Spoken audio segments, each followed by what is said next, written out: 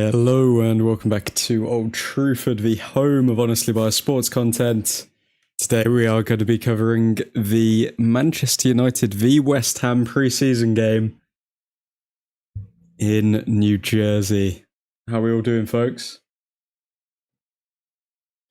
No Embuemo, says Keith. Yep, no Embuemo in the side today. It's only just come out on Twitter that Embuemo is not involved in the squad. The reason for that is unclarified at the moment. Yeah, a bit of a weird one, really. Just waiting for Amorim to come out and let us know why Embuemo is not in the squad at the moment.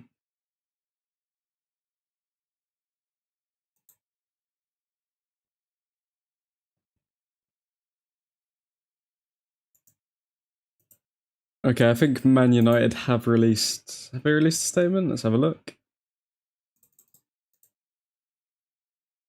Where are we? Okay, so according to the Manchester United website, Embuemo is slightly behind the rest of the Manchester United squad in terms of preparation, and is to be eased into the squad, not match fit as of yet. So that is why Embuemo is not starting today or in the squad. He's not classed as match fit. And to be honest with you, I do not blame them for not bringing Embuemo in too early, because realistically, do we want to sign someone and then pick up an injury straight away? No, we don't. Although everyone was looking forward to his debut, I think that is the right decision for Embuemo, if I'm being honest.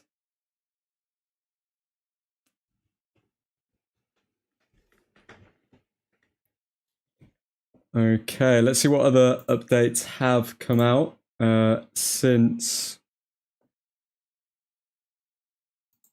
the lineup has been announced. So just go over the lineup as well. We've got Bayender in goal, Yoro at centre back, De Ligt, Heaven beside him.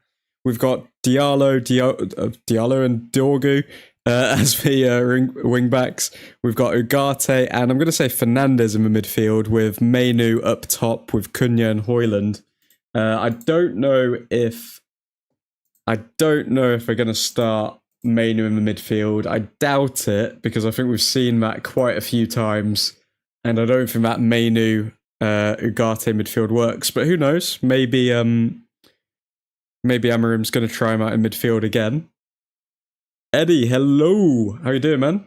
Mainu 10 most likely, right? Yeah, I was just thinking about Eddie. I do think that Mainu slightly prefers the cam position in comparison to the midfield too, as well as the fact that I think we're looking for another midfielder, because we know that everyone in the squad can't really pair up with Fernandes to make a solid midfield too at the moment, which means that I would highly doubt Mainu coming in beside Ugarte.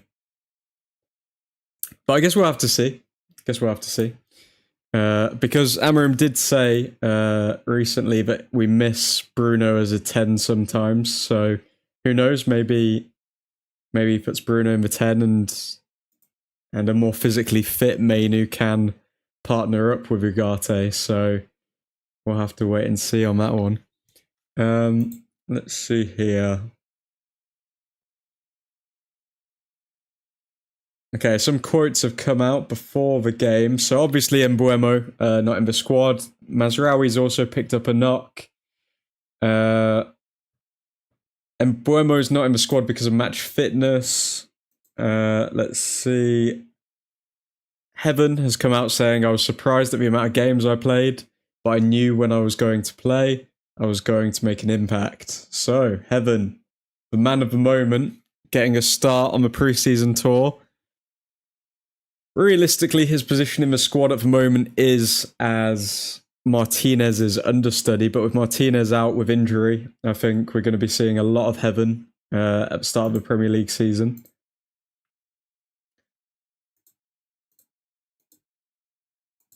See what else we got here.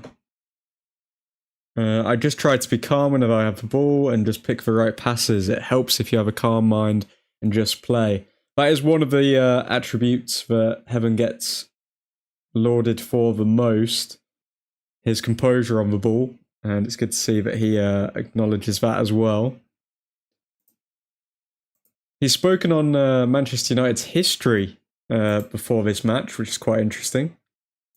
So, Heaven has said, as you can see from Manchester United's history, we've won the Champions League 3 times. I think that's where we belong, really, and we will be back there in a matter of time. It's going to be 6 or 7 days in between each game. It's a lot of time for us to recover in between each game, and it's going to put us in the best place possible to finish as high as we want.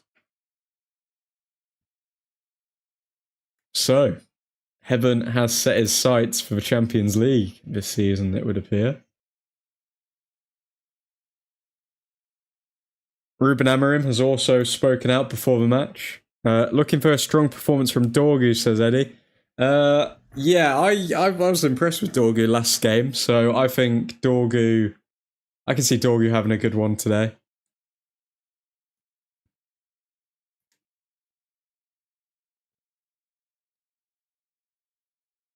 I think Dorgu just needs to polish up a few things, and he's going to be a real threat. I mean, also considering we're not going to get rid of Luke Shaw because no one's going to buy him, given how injury prone he is. We've got Shaw, Dorgu, Leon, and Mass. I'm pretty sure is going to go on loan.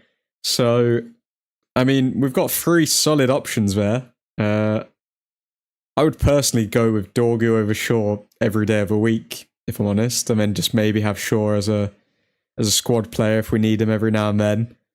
But I'm hoping Leon gets some game time as well, because he does seem like he could be a fan favourite given the right time with the side. Okay, so Ruben Amorim has come out before the game and he's had this to say via NBC. If I had started at the beginning of this season, it would have been a mistake. So I think now we have to use all those mistakes we did in those 6 months to start in a different way. I will try to use all the information. Okay. So Amorim is very much looking to learn based off of his mistakes over the past few months, given that he did come in November last season. The most important thing is to create a bond between the players and to prepare the physical demands of the Premier League. The goal is to prepare for the first match of the season. That's another thing that doesn't really get spoken about all that much. I mean, obviously we need new players coming in, and we need them to be ready for the challenges of the Premier League. But what we need more so than that is we need players who are physically capable of actually sticking with it in the Premier League, because I think over the past few years we have without a doubt statistically been one of the worst teams in the Premier League in terms of fitness. So it's good to see that that's actually being addressed by Amorim, and it's clear to see, given the fact that everyone's jacked now, that yeah, he's really going for that. So let's see how he gets on with that today with the players. So where are we? Ruben Amorim on Matheus Cunha. He played more or less the same system in his last club. He's a top player, can play in different positions. So full of praise, Amorim for Cunha. Amorim on Cunha being a loud personality in Manchester United's dressing room. He's completely different from Brian and Buemo. Brian is the opposite, so it's really fun to combine all the characters and the talent in the club. Okay, so we've got one extrovert and one introvert here. Cunha the extrovert and Buemo the introvert. So we do have a very balanced set of cams from the looks of it.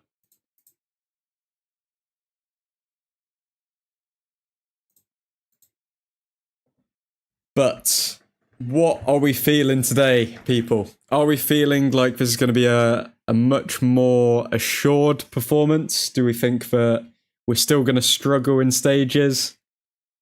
I'm expecting a very good performance today. I mean, we've put out a very strong starting 11. The only person that I really have question marks over, or two people I have question marks over, are Kobe Mainu, if he will find his place in this squad, in these positions, and also Rasmus Højlund. What is going to happen with Rasmus Højlund? I don't know.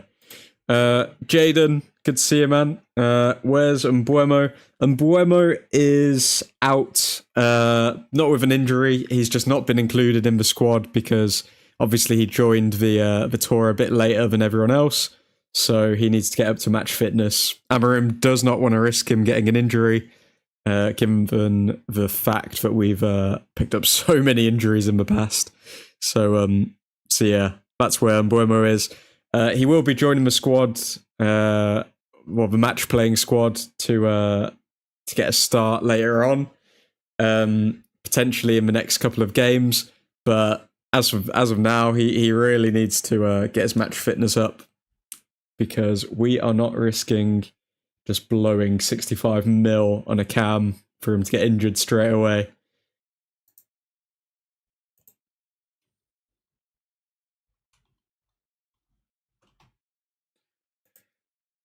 But what's everyone feeling? Are we feeling confident with the starting 11 that we've got up at the moment?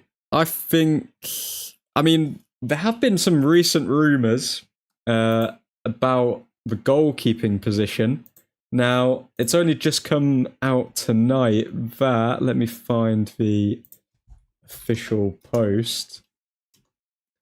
It's only come out tonight that Donnarumma may be in the sights of Manchester United.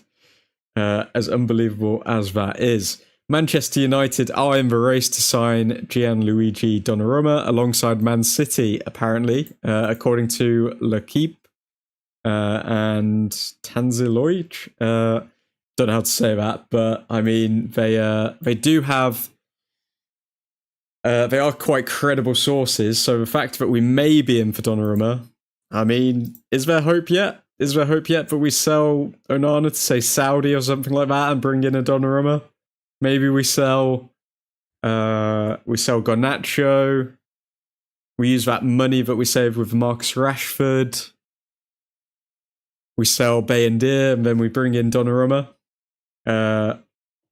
to provide some competition for Onana, maybe. Zirkzee or Rasmus. Rasmus is in the starting 11, Jaden. So the starting 11 is Bayendir in goal, Yoro, Delict, and Heaven as the back three. We've got Ahmad and Dorgu as the wing backs. We've got Ugarte and Mainu. Or Ugarte and Fernandez, I believe, will be in the midfield. And we've got Mainu, Cunha, and Højlund up top. Do you think United needs to sign a press-resistant midfielder? None of the current midfielders have that technicality to pull it off. I'm not worried about goalkeeper, to be honest, says John. Yeah, we definitely do need to sign a midfielder in that mould, because realistically, we all know Fernandez is most likely going to play in the midfield. We've just signed Mbuemo, we've just signed Cunha. When they're both match fit, surely they're going to be playing week in, week out. They didn't sign for that amount of money to become bench players. So Fernandez will be in the midfield, I'd imagine. And next to Fernandez, we need a press-resistant midfielder, but I'd also say we need someone with, like, legs. We need someone with legs, because I've always said I think we need a N'Golo Kante type of midfielder to go up against, to go next to Bruno.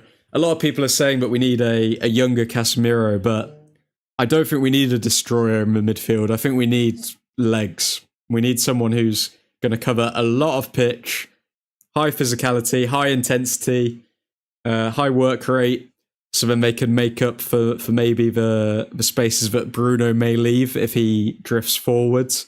But yeah, I don't know who that player would be. If anyone's got any ideas, drop them in the comments and I'll look into them. But yeah, I don't know who it would be, but I feel like we need a midfielder in that mold. Is Mainu a better 6 than Ugarte?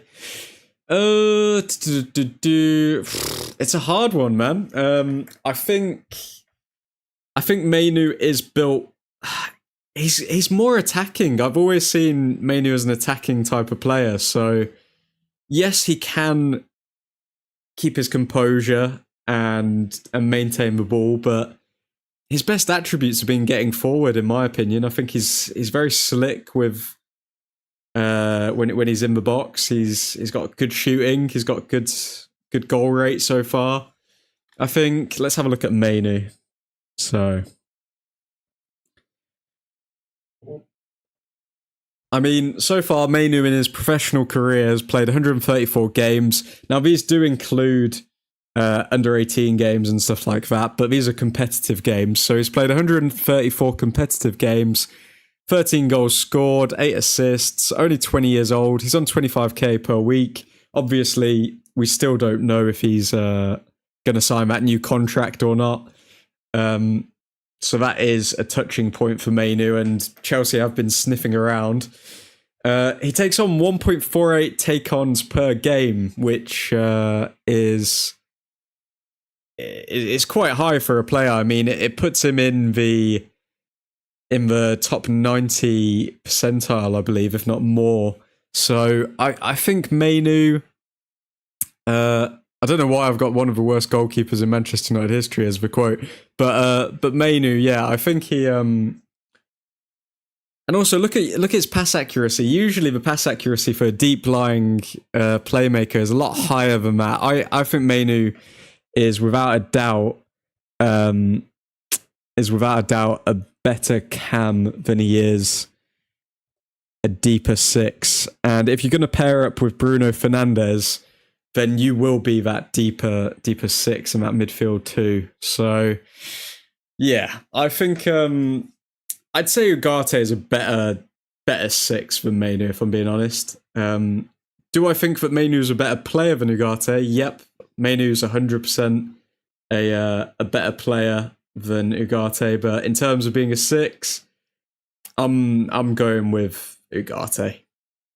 I want to see Ugarte with a full-on pre-season as well, because he obviously joined the squad under Ten Hag, but then he didn't play much. Then he came in with Amorim, and you could see that he couldn't really keep up the pace for the games. Like, Amorim would give him a rest every 5 games or so.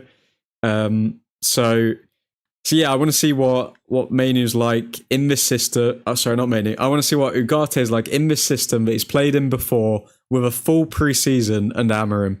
If he's still showing worrying signs when it comes to his passing and stuff like that, then yeah, we need to bring in that midfielder ASAP. We need to bring one in anyway because we need to replace Eriksen, but still. Good morning, Vietnam. Nick the Dutch Destroyer, how are you doing, my friend? How are we all feeling today? I'm feeling confident, you know. I'm predicting a 2-0 win. What score do you think you guys are going to see today? I'm going to go with a 2-0 win. I think we're really gonna dominate today. What do you think about Angelo Stiller? I'm not confident of him coming into the Premier League right now, but he's got the potential and ability. Strong, resilient, and eye for a pass, but he's going to Real. I'm not too aware of Angelo Stiller, so let me have a quick look and I'll give you my thoughts. Close relation to Ben Stiller, I presume. Angelo Stiller. So he plays for Stuttgart.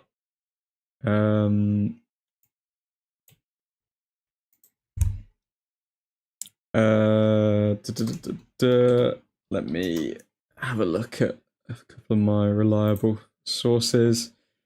So, Angelo Stiller, so usually plays as a central midfielder or DM. Midfielder, left-footed, 24 years old, 77 kg, if that matters. So he's German. Assists, he's in the 92nd percentile. Expected assists, he's in the 95th percentile. Shot creating actions, wow, 3.85 per game. But again, he seems like more of an attacking player. I mean, pass completion is decent, 87.2%, but that is in the Bundesliga, so that will naturally go down in the Premier League. I think he's a good player. John, but I don't know if he's what we need. If I'm being honest, I think we need a dog, man. We need a dog. We need someone who loves tackling, who's got the physicality, who's got everything. We need that. We don't need another playmaker for now. We've just signed Cunha and Mbeumo to fill that gap. So I'd stay away for now, but potentially in the future, maybe when Bruno Fernandes gets a bit older. But if he is going to Real, then I'm not gonna lie, it feels like there's just been a bunch of players this season that I thought, oh, okay, they would be good for United, they would be good for United. And all of them have been bought by other teams, or they've been linked to other teams. So it's not great for us. 3-1 win, says Eddie. Doing good, says Nick. Feeling a cheeky 2-0 win. Suhan, good to see you, man. Get your score prediction in the chat. I'm feeling a 2-0 win. Nick's feeling a 2-0 win. Eddie's feeling 3-1. It's gonna be an interesting one today. I hope it's actually entertaining at least. 3-0 dominance. Beautiful. Lovely scenes. So Edison from Atlanta, I think you're looking for that type, but I doubt Atalanta will let him go, especially to us, lol. Let's see. Because Edison has come up. I want to brush myself up on his stats.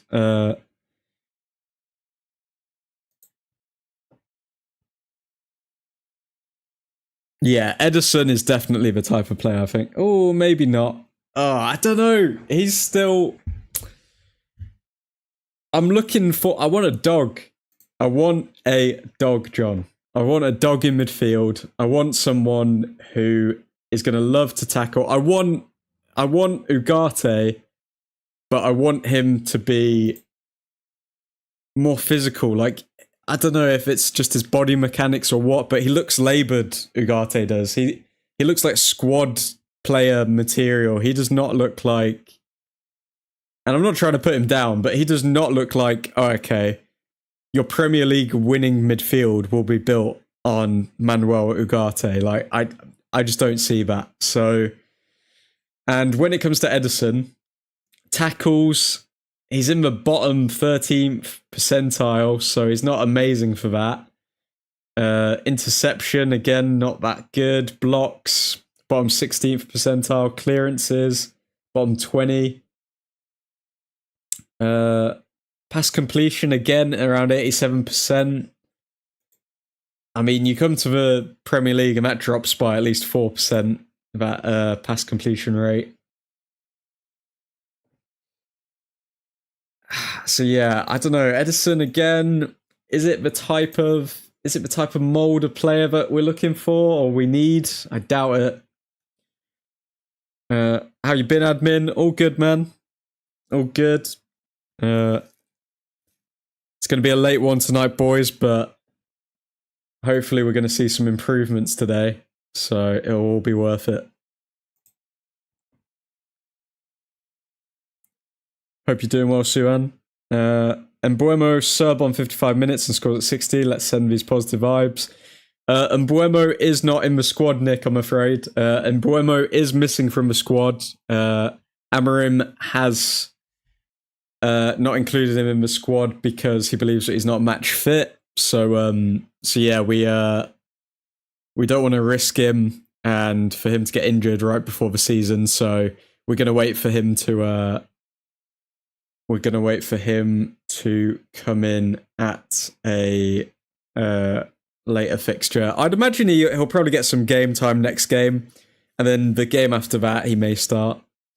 But yeah, he joined the squad a bit later than everyone else, didn't he? So he's still getting up to fitness. Need Vivek in here for the drunk vibes, says Eddie. I'm sure Keith will pop in at some point. He can provide those vibes. If you haven't already, folks, drop a like on the video. Got to keep the YouTube overlords happy. And the lights on at Old Truthford Incorporated. Yeah, I agree. Ugarte needs to step up. He looks fatigued sometimes.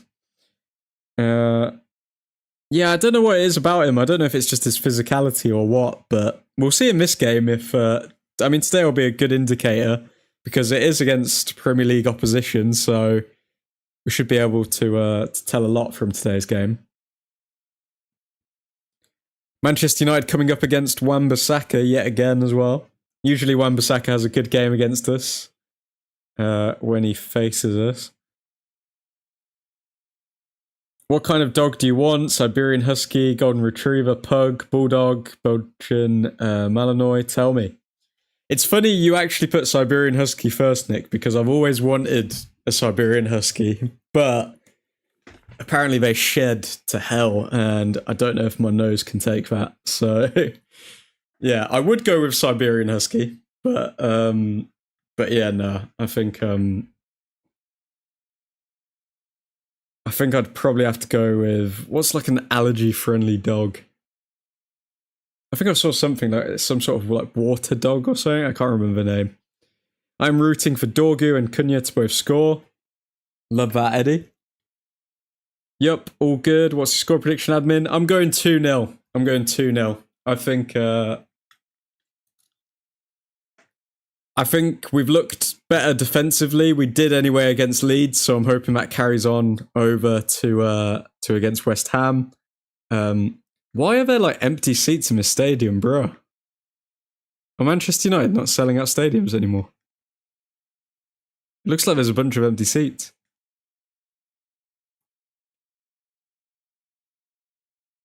Grab a beer and see the United dominance. Lovely stuff.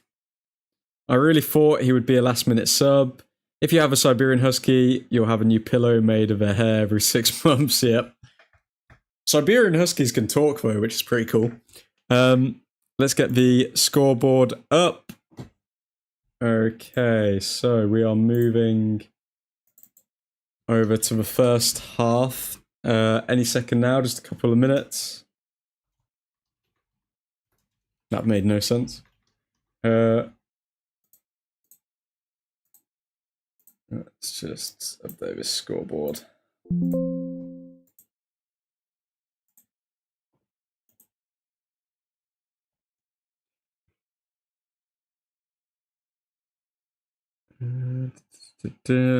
Thought there would be more of a turnout on stream for this game. I mean, it is at 12 o'clock.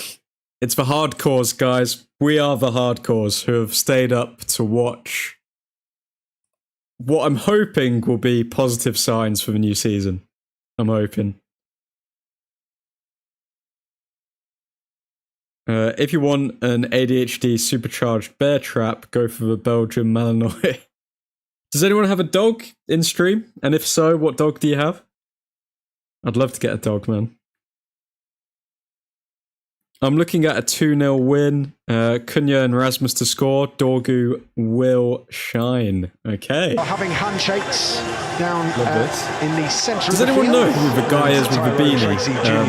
I don't. Running back. He keeps taking photos with the squad and stuff. I have no idea who he is. As he walks, don't know if he's a rapper or basketball player to the sidelines or to watch this. The philosopher or poet. Manchester United Premier League. But this is Summer Amorim Series. The v game Potter. A little bit earlier on. No, The exact same system. Oh wait, no, it's not the exact same system. It was full of errors. So Potter's got a back four here. It certainly was. I mean, we arrived just at 0-0, and within about 20-25 minutes, Bournemouth had gone 3 goals to the good, and Everton had supplied 2 of them. So yeah, they'll be looking for an improvement. Welcome to pre-season. Yo, these things can happen. Joe Persglove, how you doing, man? Good to see you. Partnerships are forged. Yo, Joe. The Americans have no excuse for not being here. How is everyone? All good, man? Hope you're doing well yourself. Standing over the ball on the centre spot. You're right, Eddie. The Americans have no excuse for not being here. And we are underway.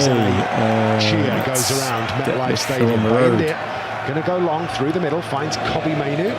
Out it comes to Aidan Heaven. Heaven up for bat. This is exactly what Manchester Heaven plays it all the way back to Baindir. Training yesterday was about when it's FM 1 o'clock here. Better be a good game. They're going to go long. Yeah, I'd love a Labrador. This time chooses. Did anyone have Nintendo Pets when they were a kid? Like on the DS? Takes over, gets himself caught by where you could have like Nintendo Pets and you could just like train your dog. Okay, West Ham are already causing problems in the box. Looks to pick it up on the edge of the box. He's going to win this back and he brings it away. Good defending. Looking to stride forward. Okay, we're battling through. I don't know what. Oh, okay. Hoyland's got there. Hoyland. Hoyland. Oh, he's hit the post. That's unlucky from Hoyland. That's unlucky, to be fair. Good run, though. I didn't think he was going to make it. That's a terrific counter-attack, isn't it? Lovely.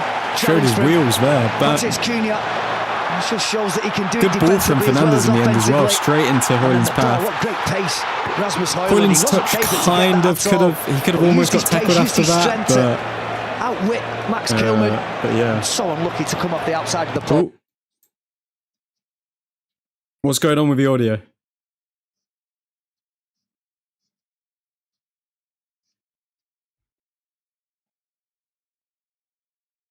Potato brain. Admin, mute your football stream. Oh no.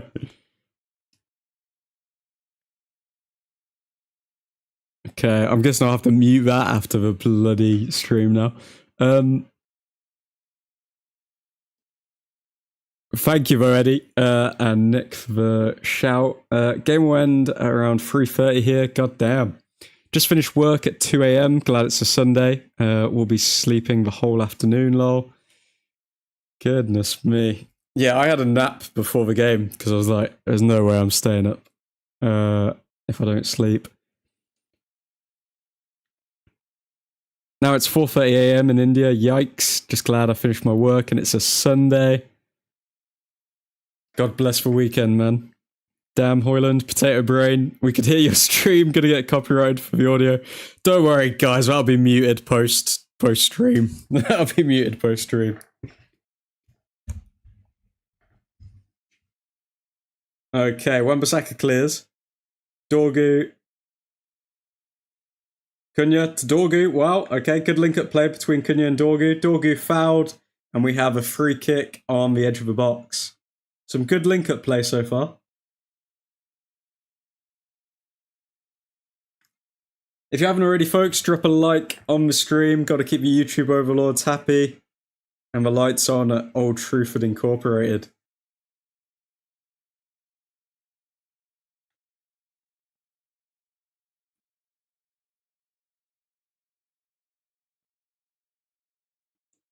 Okay, Bruno Fernandes standing over the free kick here.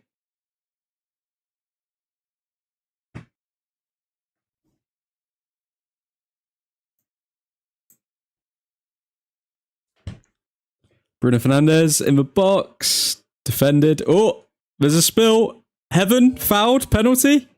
It's a penalty. It's a penalty. Okay, so we're practically 1-0 up against West Ham already. Hopefully Heaven's not injured. Amorim is not looking pleased that his side's just won a pen. What a spill from a West Ham keeper, damn. I don't know what he expected to do there when he just literally dived and like slapped Heaven's leg. Okay, this keeper for West Ham looks like a proper throwback. I don't know why, but he looks like the type of keeper that would be good at saving penalties. This is a keeper straight from the 80s, guys. Let's see. Areola. Okay, Bruno Fernandes to take the pen.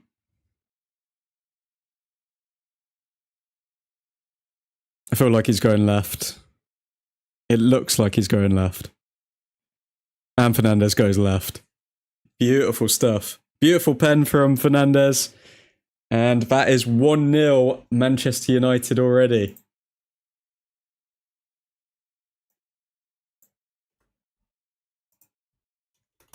So we've only got 95 minutes to score another goal, and then admin's prediction will be complete. Come on, Bruno.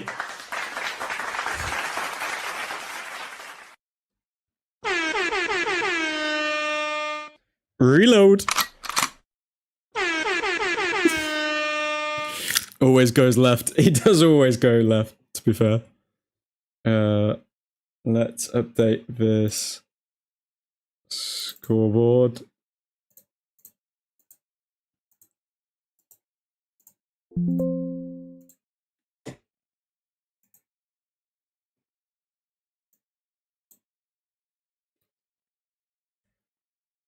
How close do you think this will be to our starting team for Arsenal, says Keelan? Let's have a closer look. Okay, so I think the back line, if Mazraoui's fit, does Mazraoui get a shout over Yoro?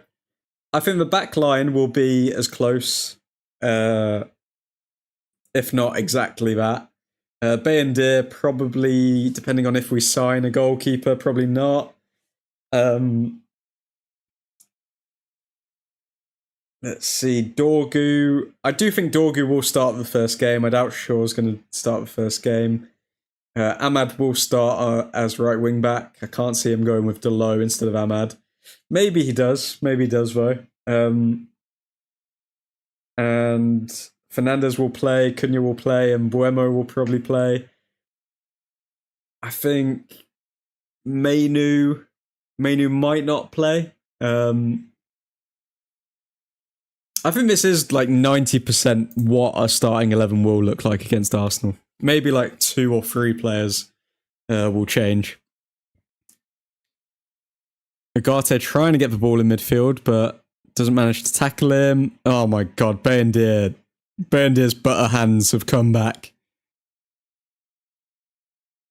Oh my god.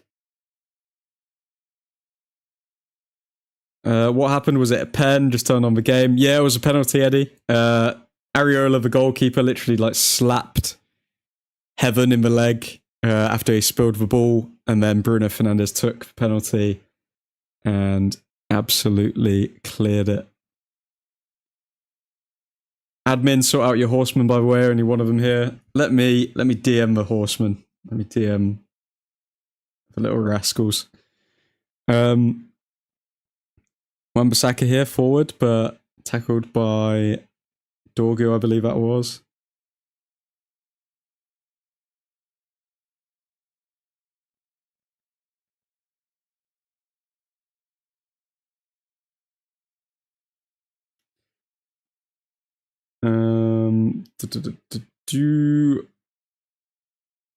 Potter is not liking what he's seeing, I don't think.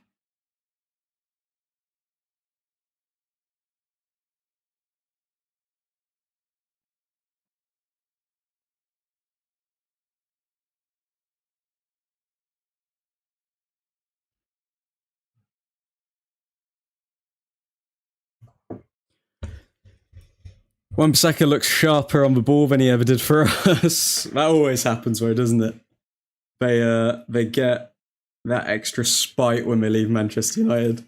It's probably the same reason that Garnacho wants to stay in the Premier League. They call him Butterfingers because he just keeps dropping shears. Ahmad on the ball to Ugarte. That was good from Ugarte. Ooh. Fernandes left it, but of course goes to Højlund and we lose the ball.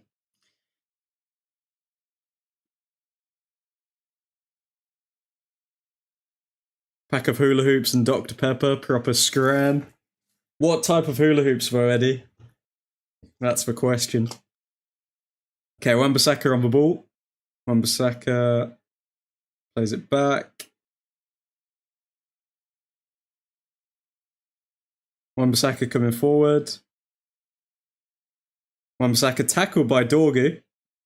Heaven moving the ball further forward, trying to find Højlund.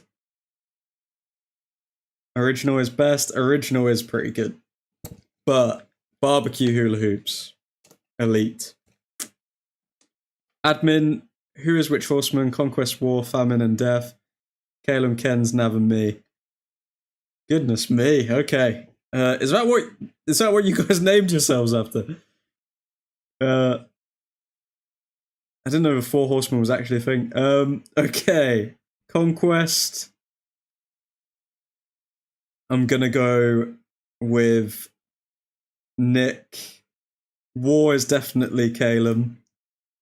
Famine. I'm gonna say Ken's, and death. I'm gonna say Nav.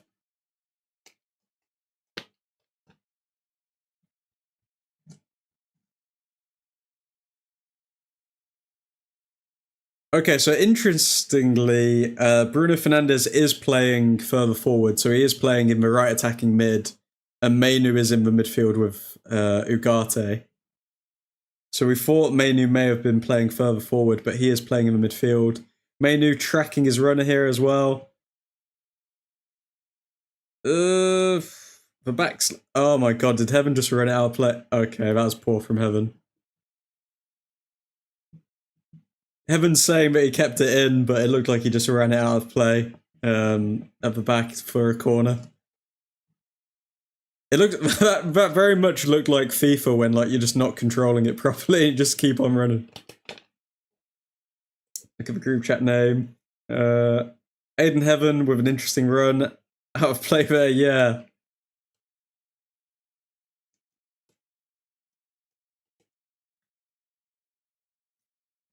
Okay, Fernandes. Fernandes is speaking to someone. Who's he speaking to? Show us the angles we want to see.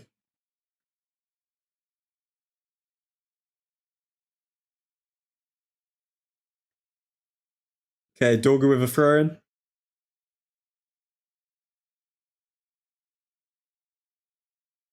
West Ham playing it around for wing. Ken's is deaf because his football takes kill my brain cells. Bruh, you didn't have to do him like that, Christian. Come on now. Good to see you, by the way.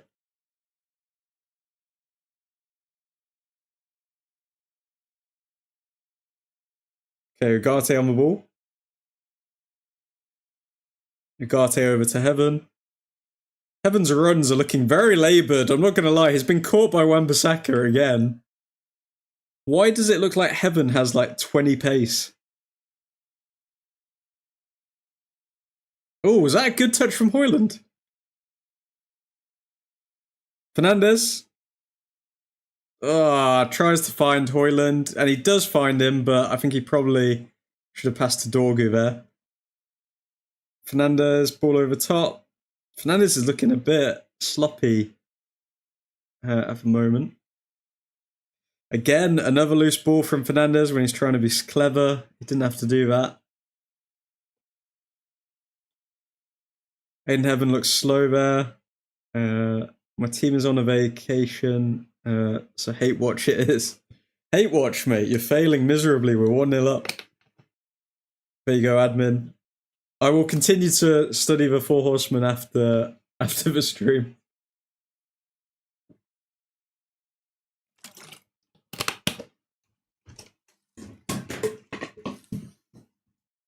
Okay, West Ham playing around the back.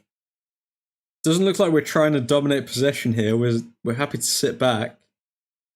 We are playing a high line, but we are sitting back, if you know what I mean.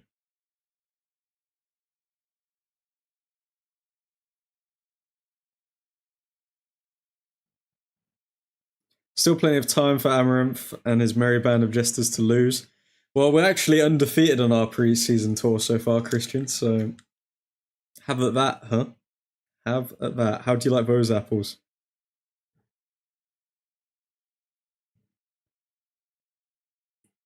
Okay, West Ham playing around the back.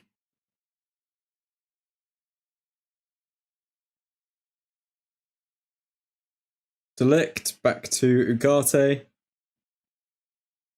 Ugarte to Heaven. Heaven to Dorgu. Dorgu to Fernandez. Fernandez back to Dorgu. Oh, if he stayed on his feet there, that would have been a very good position to be in. But Dorgu kind of fell over himself there. Against, I think that's Todibo, who we were linked to for a long time.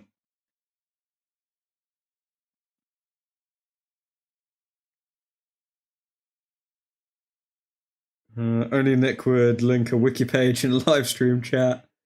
Still playing. Read that one out. The 0-0 to relegation candidate Leeds trophy. Nice one, admin. I'll come back to that comment, Christian, when Leeds beat you in the Premier League. I'll come back to that. I need to educate him sometimes. Normally I'd do it on Discord, but it needs to update.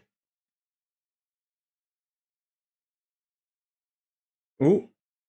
Okay, Hoyland coming for... Oh, what was that pass from Hoyland, bro? Oh my god. Oh my god. Oh my god. It's a Hoyland masterclass. Oh my god. Oh. Oh no. Come on, Hoyland. Oh, he tries to do a fancy flick to pass it and then just skies it over the bar. Amarim's fuming as well. Amarim's fuming. Hoyland has completely forgotten how to shoot. Oh dear, oh dear, oh dear, says Joe. I'm sure they will. Only Maresca can dominate PSG and lose to Ipswich in the same season. Could have shot first time, but made a shiz pass, then got the chance to shoot again and skies it. Oh, Hoyland, man. It's literally the history of the Hoyland. Oh. Amarim's begging for a new striker in his head right now. Hello, admin. Hello, Nav. How you doing, man? Welcome to the stream. Hope you're doing well. We look pretty comfortable, though. We do, to be fair. Other than Heaven looking a bit rough. I think we've looked solid. And Bayendir looking a bit rough. Oh, Bruno Fernandes was almost through, saying that it was fouled before he could get his shot off. Don't know if he was, if I'm being honest. Just realised I need to make notes about this game because I am going to be doing a match review video. I'm going to edit that straight after this. So particular highlights, guys. Come on, help me do my homework. Help me do my homework, guys. What have the highlights been so far of the match? I'm saying Hoyland, same old, same old. I think Dorgu's looked pretty good.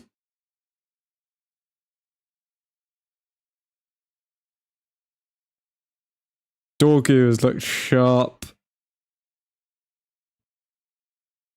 And physical.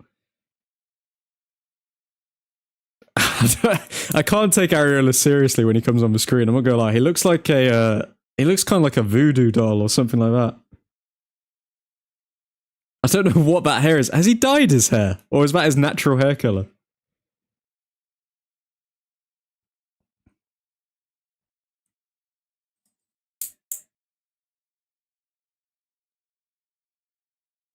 Who else has looked sharp? Yeah, Hoyland's touch, man. Hoyland's so bad. Could literally do a compilation of just Hoyland just giving away the ball. So bad. Match note, Hoyland sucks. How's the squad looking today? The squad's looking good, Nav. No Mbuemo, because we're waiting for him to get to match fitness, but I'm sure he will play for the squad eventually. Sup, Nav? See, this is why you guys need a top tier shooter like Jackson. 60 mil, and we are, here we go, ready. Terrible, Christian, terrible. Hoyland realises that this is his chance to get into the starting 11. Like, if he keeps showing this, he will get sold. I hope we can sell him. I hope we can. Good evening, everyone. Christian, mate, why are you tuning into a United stream at 1 a.m.? Areola's trim is so different now. Match note, Hoyland sucks. My parents come home from Greece in the middle of the night, so I might as well stay up. I'm taking care of their cats. Oh, are you a cat person, Christian? Don't tell me you're a cat person, mate. Ugate's been decent. I don't know. I think Ugate's been... I don't know if he's been amazing. I don't know. I'll make a note of it and watch out for him, but I don't think Ugate's impressed as much as I'd like him to. Hoyland will be worth 10 mil by the start of the season. Match note, Amarim is still mad at the sideline. Kalen probably sleeping and Ken's is sick. Oh, what's happened to Ken's?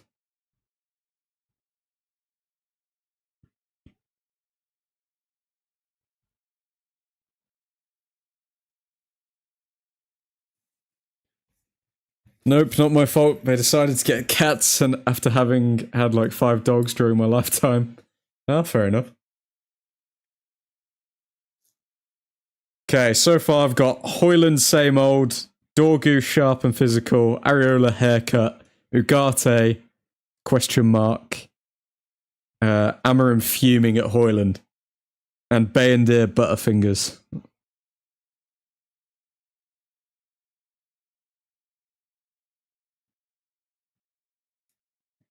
Let's also add Heaven, looking a bit slow. Still a diamond in the rough.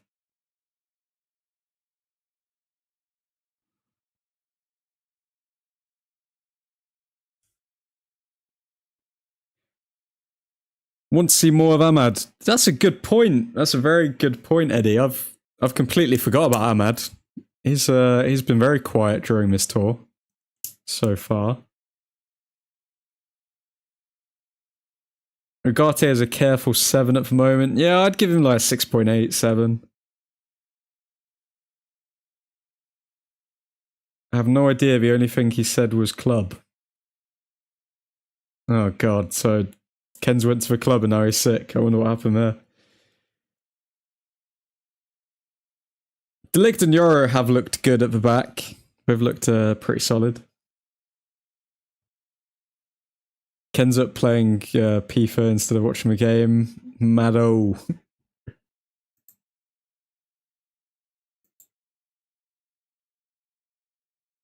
Bruno telling Rasmus what to do. It doesn't matter, you could tell him all day. Rasmus still would not be able to do it. McKenz has a dodgy stomach, I believe. What's the lineup? He was bubbling yesterday. Bubbling.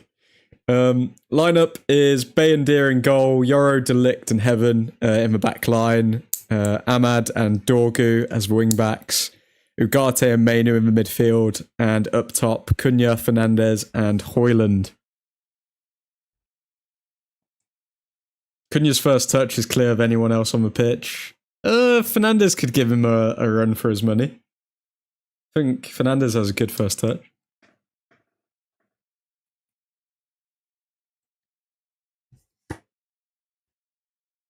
What is going on here? Why are they having a water break at half?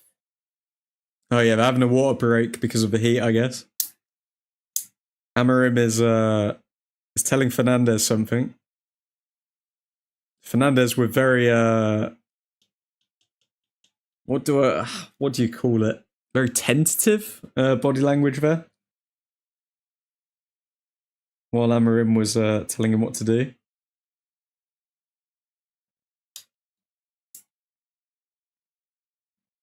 Okay, Fernandez talking to Ahmad to try and get him in the game. Also talking to Yoro, so he definitely thinks that there's something going on that right-hand side of the pitch. Admin fought on Lemurs. Or Layman. Is it Lemurs? Layman's? Am I thinking of the same person? Lemurs. Don't know too much about him. What position does he play?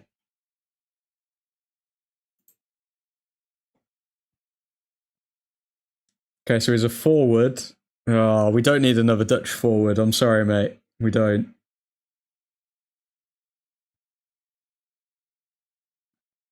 Pass completion, 67.5%. Yeah, nah. You're having a laugh. You're having a laugh. 67% pass accuracy, and you want to bring him to the Premier League? No, Nav. No. We've already got Højlund who struggles to make passes as it is. Trufordians. Mr. Ethan Johnson, how you doing, my friend? Water break during a friendly, the support is gone. Did Areola get extensions? I don't know what Areola got, but whenever he comes into the shot, he's all my eyes can focus on. Empty seats are because they played the Bournemouth v Everton game before, so any Bournemouth or Everton fans might have left afterwards. Okay. EJ, hello. That Belgium keeper. Oh, Le Mans. Oh, okay. I haven't looked too much into him, to be honest. I might do a video on him.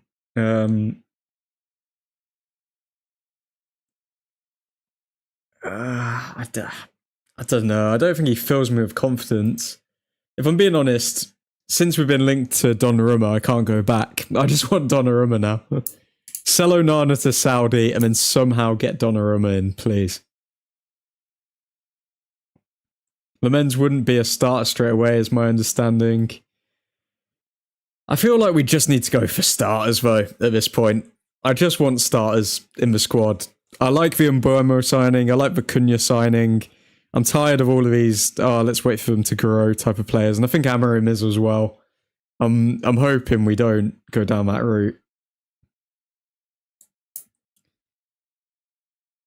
Amorim at the water break. Mate, Bruno, please, just let Rasmus dribble around. Don't give him any more tips. He doesn't understand. He won't understand. He is worse than a broomstick. Just let go. Don't waste yourself on him, man. Don't waste him. Don't waste yourself. Stephen Housen did a video on him, and apparently statistically he's incredible. I can't be asked with these statistic videos now. Like, there's certain stats that I'll look at because they are like undeniable. But when people do like proper, like ridiculous, in-depth statistical videos, it's BS. Like, I mean, another one is like fucking Jonathan David. I think he plays in League One. I've heard his name for the past like 20 years, and people kept going on about how we should sign him. But then there's a reason why no big club ever goes in for him, and United haven't as well. Like, it's one of those things. People did the same thing with Lacazette. So I don't know. By the way, admin, what do you think of West Ham's chances this season? I legit think they might go down. No investment, plus Hogwarts in charge. Might be tough for them this season. Nah, West Ham won't go down. With Wan-Bissaka in the back line, you know you're going to at least keep like some defensive solidity. Nah, West Ham won't go down. I am going to do a video as well when I predict the whole Premier League table, and we're also going to do that as a Admin's Angels competition as well, lads. So make sure to keep your DMs open. I'm just sorting out some graphics for it and stuff like that. But the Admin's Angels competitions are going to be very good. Going to be very good. Also, if anyone is interested in becoming a member on the channel and getting a cute little halo next to your name, feel free to become a member. And yeah, you also get some very cute emojis like this beautiful thing.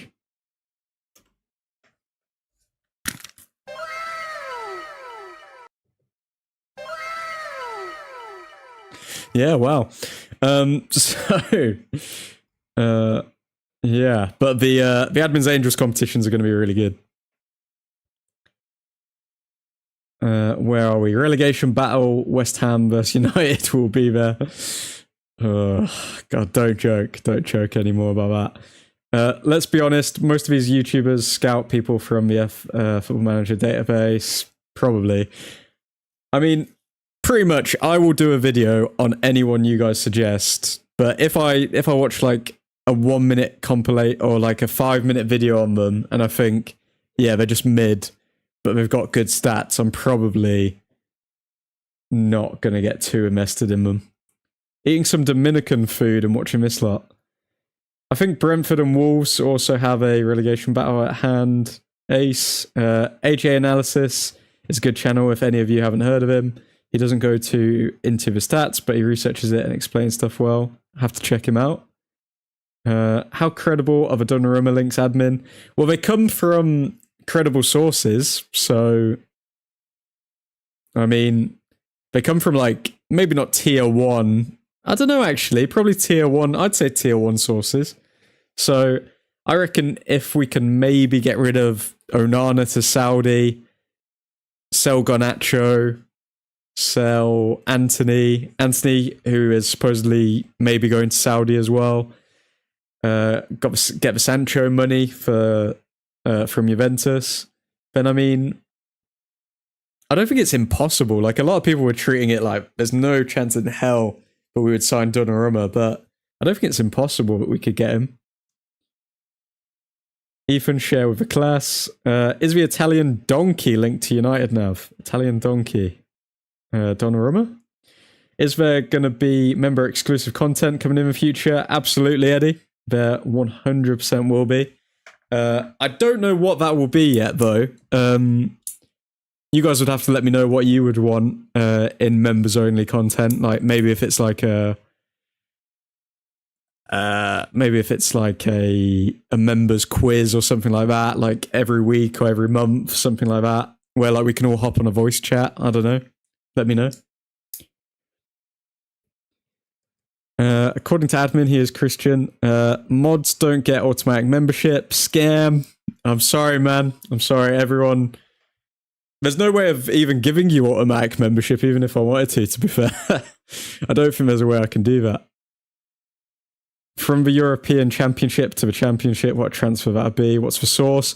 The source is L'Equipe and Tanzaloich, or whatever it's, however you say it.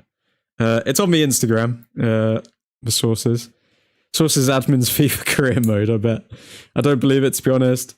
Love how Sancho is trying to scam United out of money with his transfer. Yeah. I mean, do we expect any less of Sancho, mate? West Ham are making us look dominant, and we aren't even trying to progress. Strip FIFA admin. Can I do strip FIFA? I don't know if I'd be able to do that, mate, but that is a throwback. Wan-Bissaka coming forward. Back in the day, that used to be a good thing. De Ligt defending well. Bicycle kick. Good block from Ugarte, I believe. Thank God Sancho screwed himself out of a transfer to us. Oh, I would have loved it if he went to Chelsea. Why did he not just go to Chelsea? Nav, behave. This isn't Horseman. How much percentage does YouTube take off the membership? I think that's a good question. How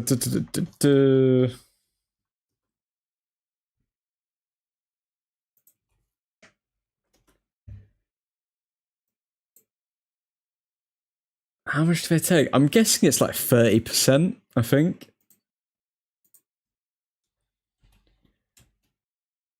How much do YouTube take?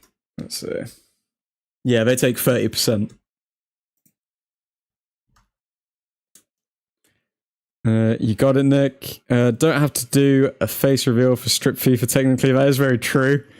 I don't know. I don't know how I would take off these clothes, you see. But I mean, if you guys want Zesty Admin, then you can have Zesty Admin, so...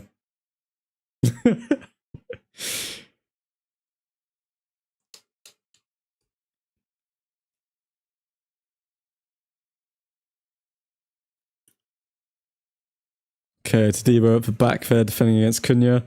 Damn, 150 per month, directly into YouTube pockets. It's true, it's true. Admin only fans arc with Astrid Wet and Sophie Rose, I'm here for it. Mate. Who's Sophie Rose again? Who is Sophie Rose? Oh wait, she's that she was on like Chelsea Fan TV from ages ago. She was on Chelsea Fan TV. I think it was like her and Rory Jennings, wasn't it, back in the day? Oh my god, Sophie Rose is a throwback. Wow. OnlyFans coming soon. Unfortunately not. Cunha in the box. Gets the shot off, but it's blocked.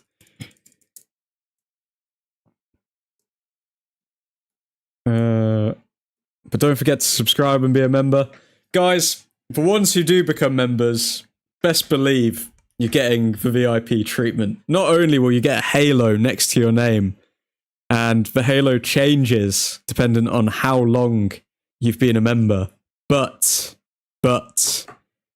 you will also get custom emojis, shout outs in the chat, and I'm thinking of doing a members page. So basically, who was that? Was that Heaven? Oh, Yoro. I think it was Yoro, but his shirt was being pulled.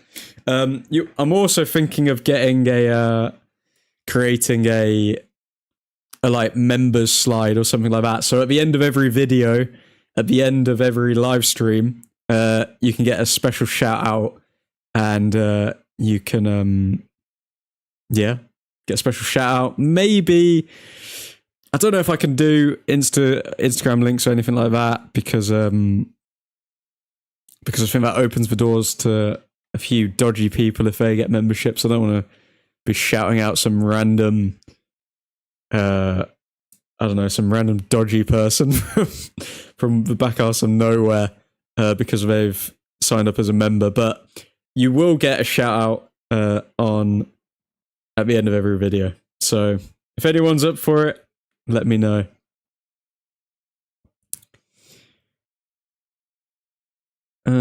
Used to be a Chelsea creator, then went full on. She also had a sister, didn't she? Cunha did well there. Sophie Rose, what a throwback. I am glad I don't know these women. Not completely ruined.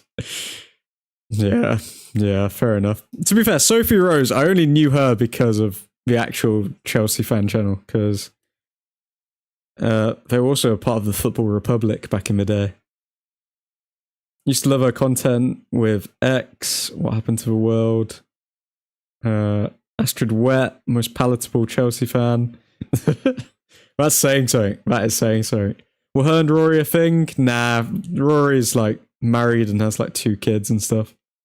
Don't think they were. Mate, can I have the halo and the wrench beside my name? And the wrench beside your name? Yes, you can. Yes, you can. Test it, Nick. Become a member. You can cancel the membership, guys. You can cancel it, but I just want to see what the little bloody halo will look like next to someone's name, because it's not going to... I wonder if I could become a member of my own chat. Oh, Ahmad, goal, boom, 2-0. Was that an assist from Ugarte as well? I think that was an assist. It's offside. Never mind. Oh. Areola looks so sus, man. Why does he keep doing side-eye movements? Ugarte looking very sharp there to get through those 2 players. It's a shame that Ahmad was offside. Yeah, I'm gonna correct my notes here. Ugarte looking slick.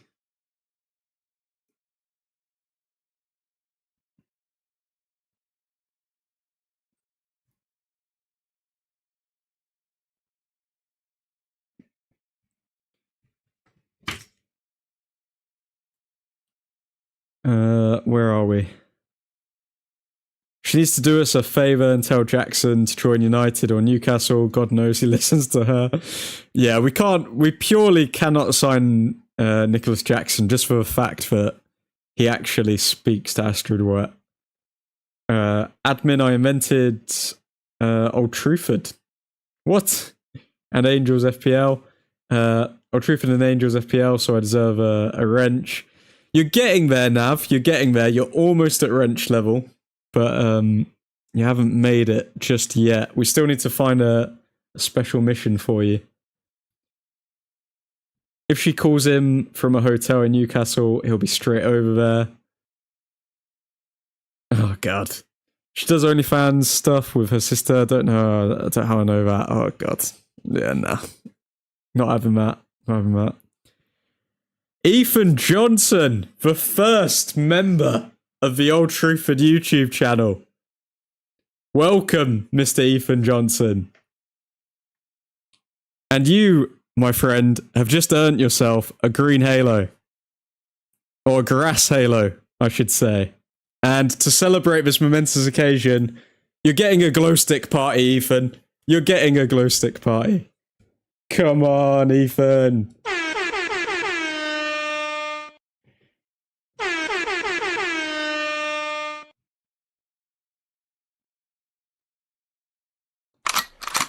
Reload.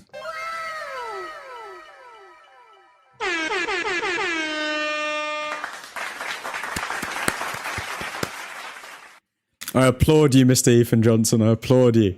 Welcome to the team. Just need MDMA and fast music. Oh.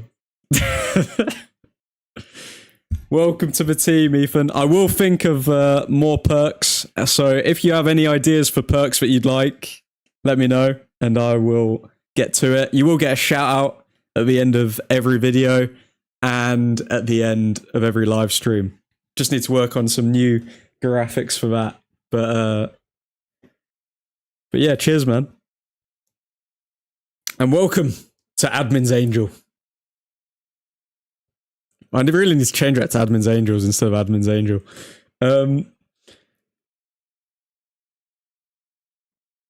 Where were we?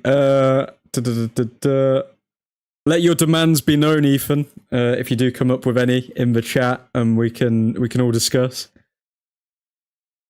Ahmad offside, yeah, visibly off. Ugarte with some class in build up though. Admin, just admit you have a crush on Areola.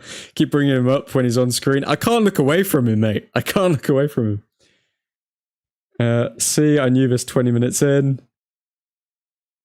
You did, Joe, you did. Ahmad's hair looks awful. Ahmad looks like his hair's kind of going down the Marcus Rashford route. I don't know if I think that's a good idea or not. Heaven back to Bay and Deer. It's been a very relaxed game, not gonna lie. We've had our moments, but we're not really pressing that much. Admin still needs to update my mod level. Your mod level where, Nick? Ethan, first member, GG's, EJ, Speak Ethan, milestone member. So guys, the first person to put a super chat through was good old Matty Joes. Obviously he's going through some stuff right now, so shout out to Matty. And the first member of Old Truthford is Ethan Johnson. Shout out Ethan Johnson. Show the halo. Admin, the glow sticks look very sus. That animation must have looked so sus before the glow sticks were added in. Nav was thinking the same. Admin, we might need to retire that glow stick animation. I prefer not to speak. Hashtag the first angel. I'm still sitting on being able to send somebody to the Shadow Realm temporarily. When will Embuemo be available, says YouTube Edits. Embuemo will be available probably, if not in the next game, the game after that. They're just waiting for him to get match fit before he plays YouTube Edits. And Ethan, you are still sitting on being able to send somebody to the Shadow Realm temporarily. You need to let me know when you want to action that, and then we can blip someone. Strip FIFA WSL watch-alongs, Ethan. Sorry, what? Honorary Dutch. Good stop, Bayendir. Was it a good stop? I think I don't know about that, man. Also, lads, we are doing song requests. So if anyone would like me to sing a song, then we may or may not have a special animation for that, maybe. But if anyone wants to put in a request for a song for a super chat, that can be on you. That can be on you guys. But there may or may not be another animation for that. You can see what I've been spending all summer doing. Okay, Ugarte over to Fernandez. Let's get one more goal before half time. Come on. Intensity, please. Okay, Mainu. To be honest, this game has gone exactly how I thought it would. I do still think that we're going to end up winning maybe like 2-0, 3-0 maybe at a push, but we have looked more solid defensively, 100%.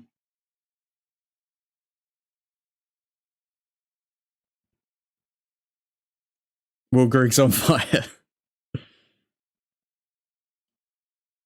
Just trying to give some good ideas for the member suggestions here, admin. I don't know about that. Now think about it. This could help further the coup. Hey. You remember now, Ethan. You can't go back. You can't be an inside man for all this coup stuff. Admin, right now I am a standard mod, not a managing mod. What even is the difference between standard and managing mod? I think you can get rid of other mods, can't you, if you're a managing mod? 0% football scouting, 0% Club World Cup watch-alongs, 100% glow sticks and karaoke. Only on Old Truthford. I love that Amarim hates the squad's football just as much as we do. Okay, I think that is worth a pin. That is worth a pin, Eddie. Ethan, just be careful. You play with fire. If you shadow realm, Caleb.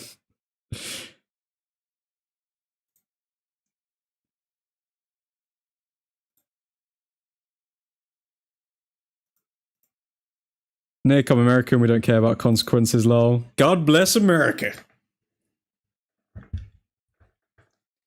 Okay, Bandier, long ball. We've got 1 more minute before we break up for half time. Come on. Okay, Ahmad, right wing. Oh, Cunha was making a good run there, but Ahmad didn't release the ball. Mainu back to Cunha. Bit of a sloppy one to Cunha. Cunha pulled down. Cunha's all over the place, man. As in, he's like literally getting fouled all over the place. And he's an option everywhere he goes.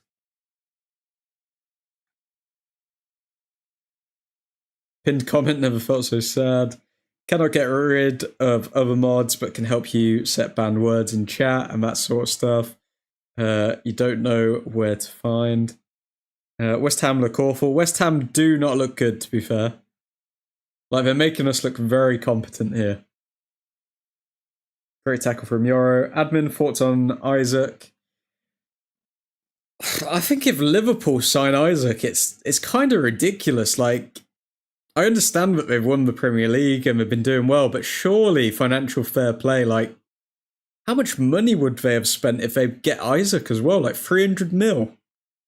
It's ridiculous, man.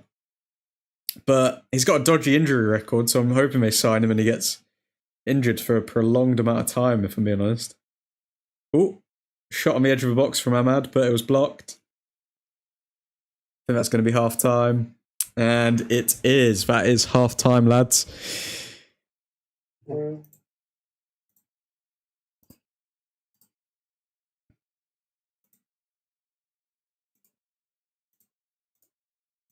Okay, so what did we make of the first half?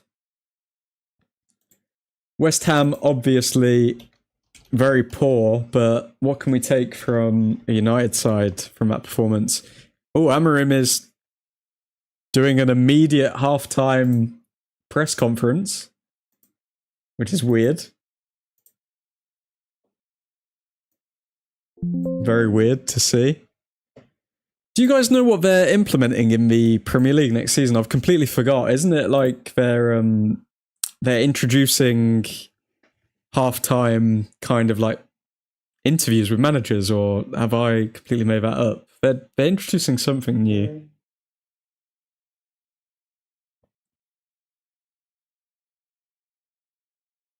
We got Isaac and Donnarumma. Somehow we get top 4.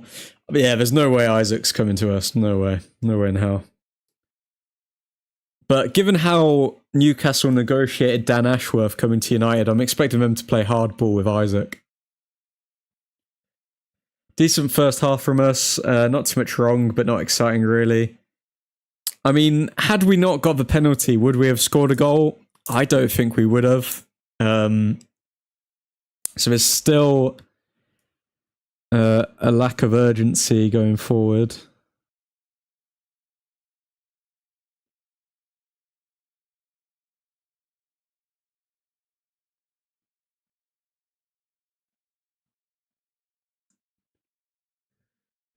Anyone notice how all the good managers in the Prem are bold? Amorim might need to get a trim to start winning. Well, you weren't saying that about Ten Hag when he was there, when he was with United. Were you, Christian? FFP is a myth. All I need to say is 150 charges. Very true. Are we getting Sesko? I feel like if we make the outgoings, like if we sell Garnacho, Sesko will be us. I think we just need one of those players. We need Anthony, or one of those 2 players now, because Rashford's on loan. We need Anthony or Garnacho to be sold. As soon as they get sold, if Sesko is still available, we will get Sesko. I'm pretty confident in that. I think we'd go for Sesko. We've been linked to Sesko for so many years as well. Let's look at some of Sesko's stats actually.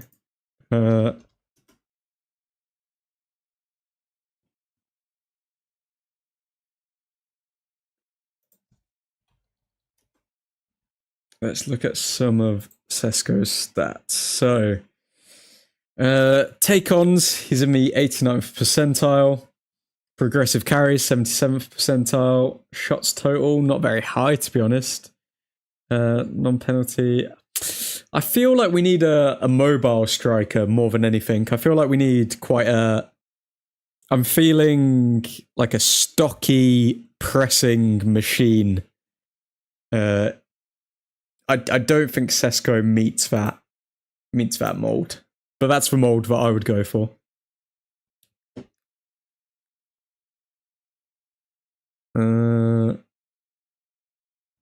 Sesko feels too much of a risk this year, in my opinion. Subs after 70 mins.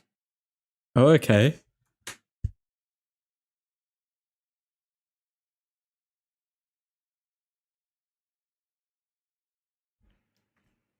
Halftime shows like the Yanks would not surprise me.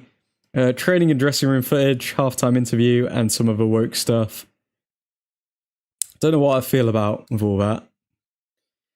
If Sesko was 30-40 mil, I'd take that risk, but Leipzig want like 70 plus. I think we could get him for like 60 maybe.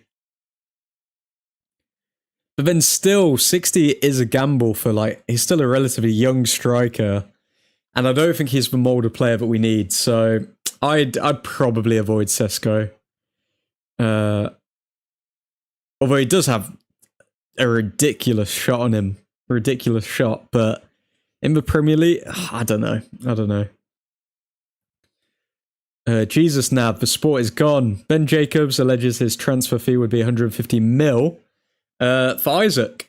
Yeah, I doubt it's going to be 150 mil if he pushes for a move. But yeah, nah, I don't see Isaac. I don't see Isaac going for that much. I can see Isaac going for maybe like 80, 90. Does he have a release clause though? I reckon if Isaac stays for one more year at Newcastle and we don't sign anyone, Isaac joins us. Nah, no way. No way. I don't think Isaac's joining us. Since he's twerking for Liverpool right now, even in a year's time, I think Liverpool would just see who worked for them and who didn't, sell the ones who aren't working, and then sign Isaac. One player I really, really, really want to flop more than any other player is Victor Gyökeres. I hope, for the love of God, he just completely stinks out the place at Arsenal. Because I'm seeing a lot of Arsenal fans even questioning him going to the side. I mean, I saw one Arsenal fan say that, like, he was kind of talking down on Gyökeres, saying that he's playing in the 14th best league in the world, given that the Championship is supposedly the 8th best league in the world. So I don't know. I'm hoping he flops, if I'm being honest. Eddie, keep in mind at that price, he would still be cheaper than Rasmus, who end up costing. Yeah, that's crazy. That's insane. Still need a striker so badly. Doesn't mean we should sign him, EJ. Ten Hag left, and all non-boldies get cursed. Coincidence? I think not. We are taking a risk on someone not proven. I'd say max we should spend would be 40 mil. What does everyone think about Ollie Watkins? Because I actually think Ollie Watkins would be a really good fit for United, if I'm being honest. He makes a lot of runs in behind. Cunha and Buemo would link up with him. It would stay on track with what we've been saying about wanting Premier League proven players. If you haven't already, folks, drop a like on the video. Got to keep the YouTube overlords happy. And the lights on at Old Truthford Incorporated. Thank you very much. And subscribe if you're new.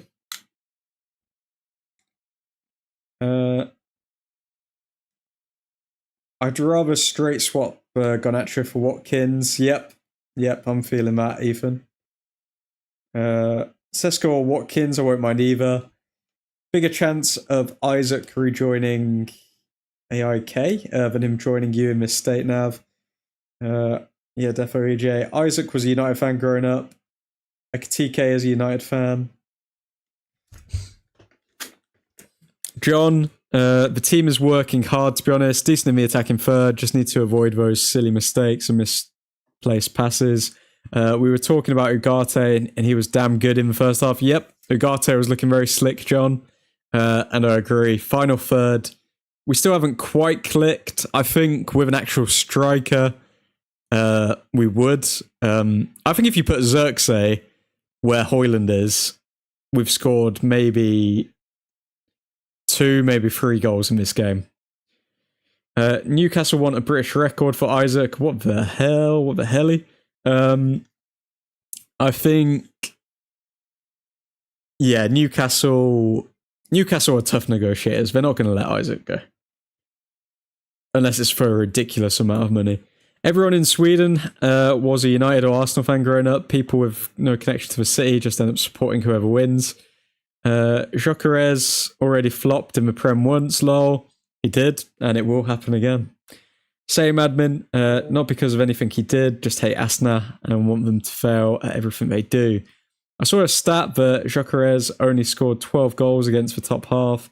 The rest came from farming against his teams. Admin, did you see AFTV Gyökeres vid? I didn't. I've seen a couple clips here and there. What was going on in the vid? I defended Havertz at all times when he was at Chelsea, but the second he put on that dirty t-shirt they call a kit, he was dead to me. Amen. Amen. We can only see what Gyökeres is really made of if he plays against teams who don't give him space. Yeah, that'll be interesting to see. But surely, in my mind, there's no way Gyökeres can flop, given how many chances Arsenal create. Like, it would be mind-blowing to me if Gyökeres flopped. Watkins is a great all-rounder, but very average goal scorer.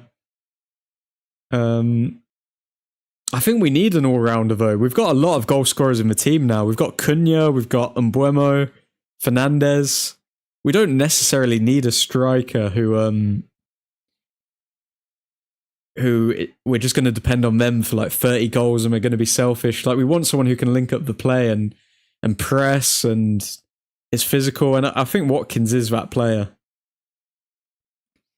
Hope someone gives him a real Brexit tackle first game.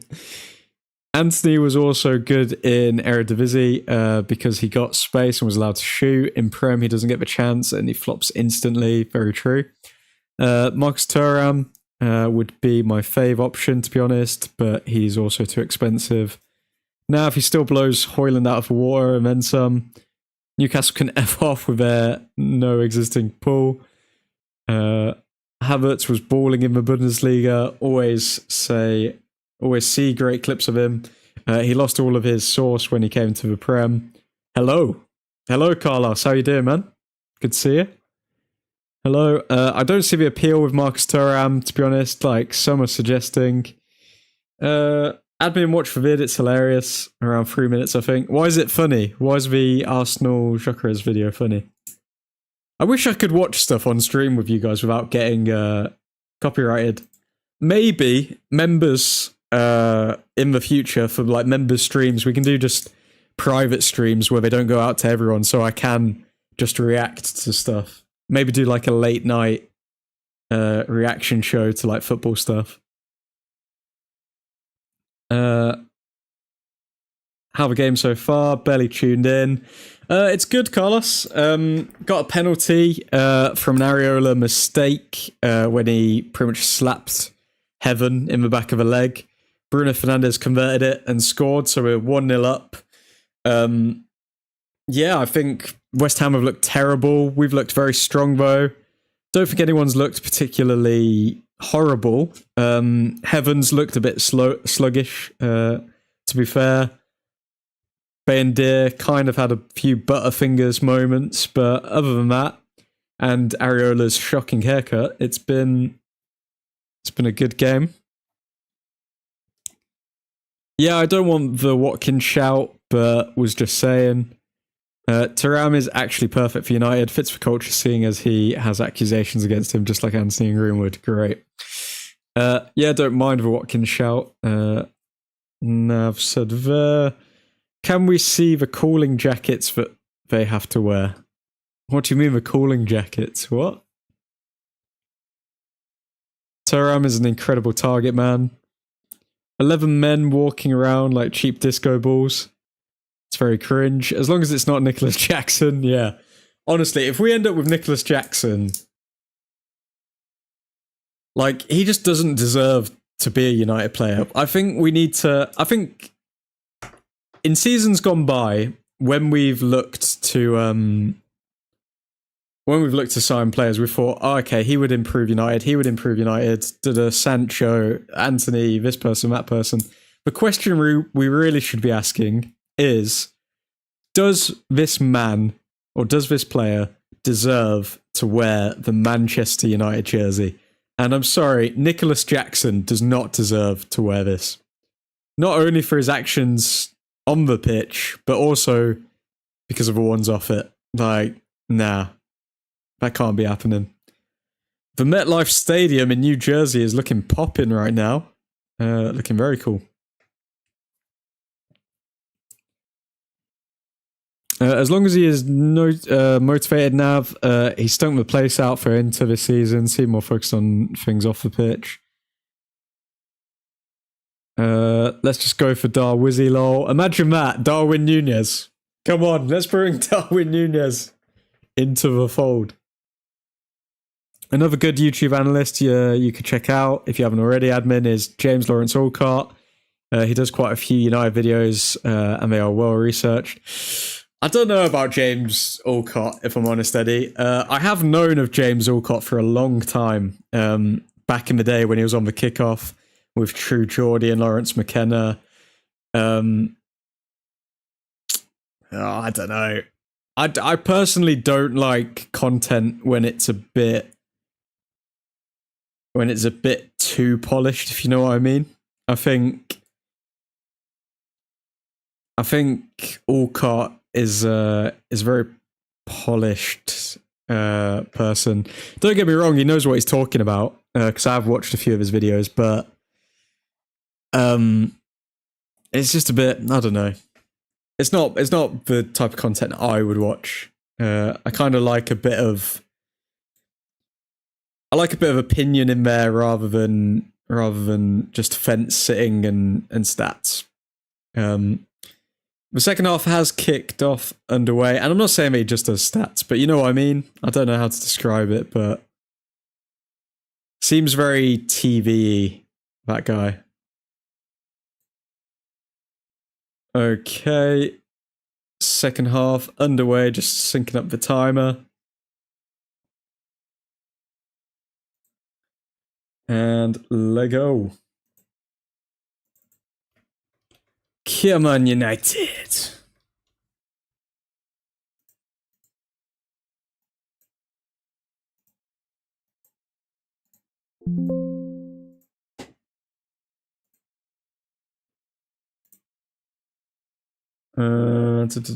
Where are we? Admin, please pull up the Adidas cooling jackets. I can't pull stuff up at the moment because I'm still sorting that screen out. But let's look at the Adidas cooling jackets. Are these United cooling jackets or... Oh my god, what is this?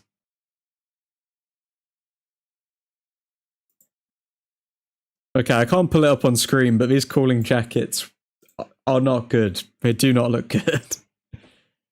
They look like they're, they should be wearing like a tinfoil hat or something like that.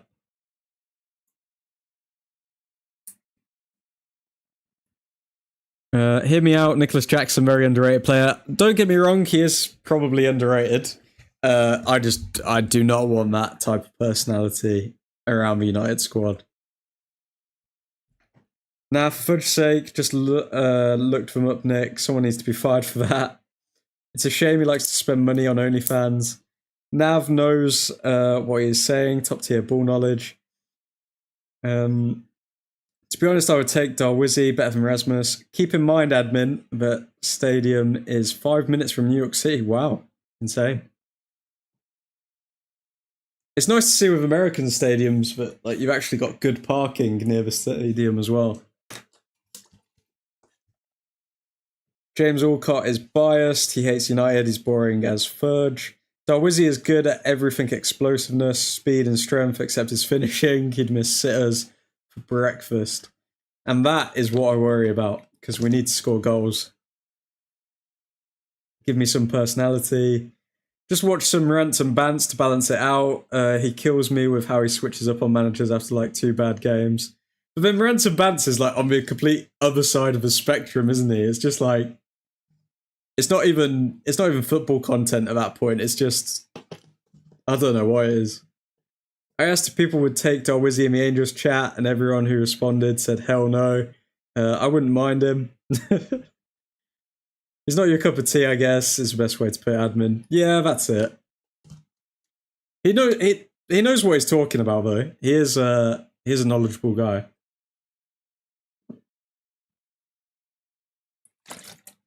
Fernandez is through.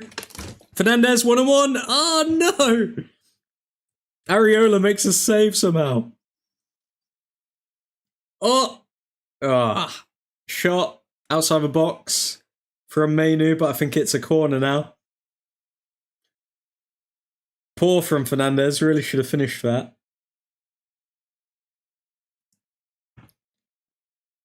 Probably because of Liverpool. I don't mind JLA personally. The fact he hates United makes him more like a United fan than a neutral. But then that is the modern United fan, isn't it? So many people hating on United. It's crazy. We've just become used to it, though. We've just become used to it. Oh, cross in. Oh, wow. Who was that? Was that Delict? Delict with a header, but it was saved by Areola. It was like a looping header from a few yards away. Heaven in the box. Okay, we're getting a few crosses in. But it's a goal kick now for West Ham. Definitely more intensity in the second half. The silver balloon. They are made for United for the heat. Wow. Just got an email. My Cunha shirt has shipped. God damn. Ransom Bants used to be a Goldbridge slave. I swear half the football community at the moment used to be working on the United stand at some point. Cunha over to Fernandez. Oh, Fernandez whips it in. Over to Dorgu. Because they seem to work for the United stand and then they leave the United stand because of some controversy. And then it's like, oh, now we're going to shiz talk about that channel. I mean, guys, I've been doing it since day one. I've been shiz talking the United stand since day one.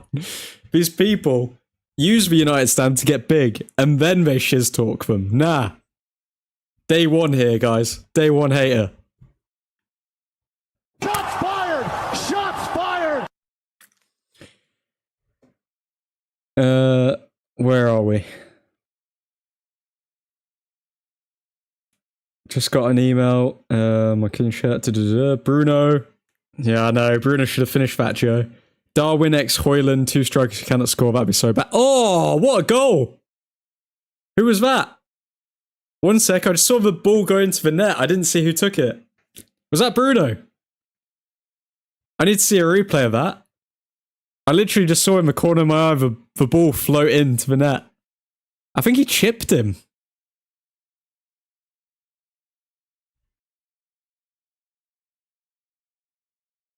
Bruno Fernandes. What a finish, man. Areola was complaining at his defenders for like 5 minutes while Bruno Fernandes just stopped and scored. Wow. Areola is not a good keeper. Maybe West Ham are due to get relegated. 2-0 Manchester United.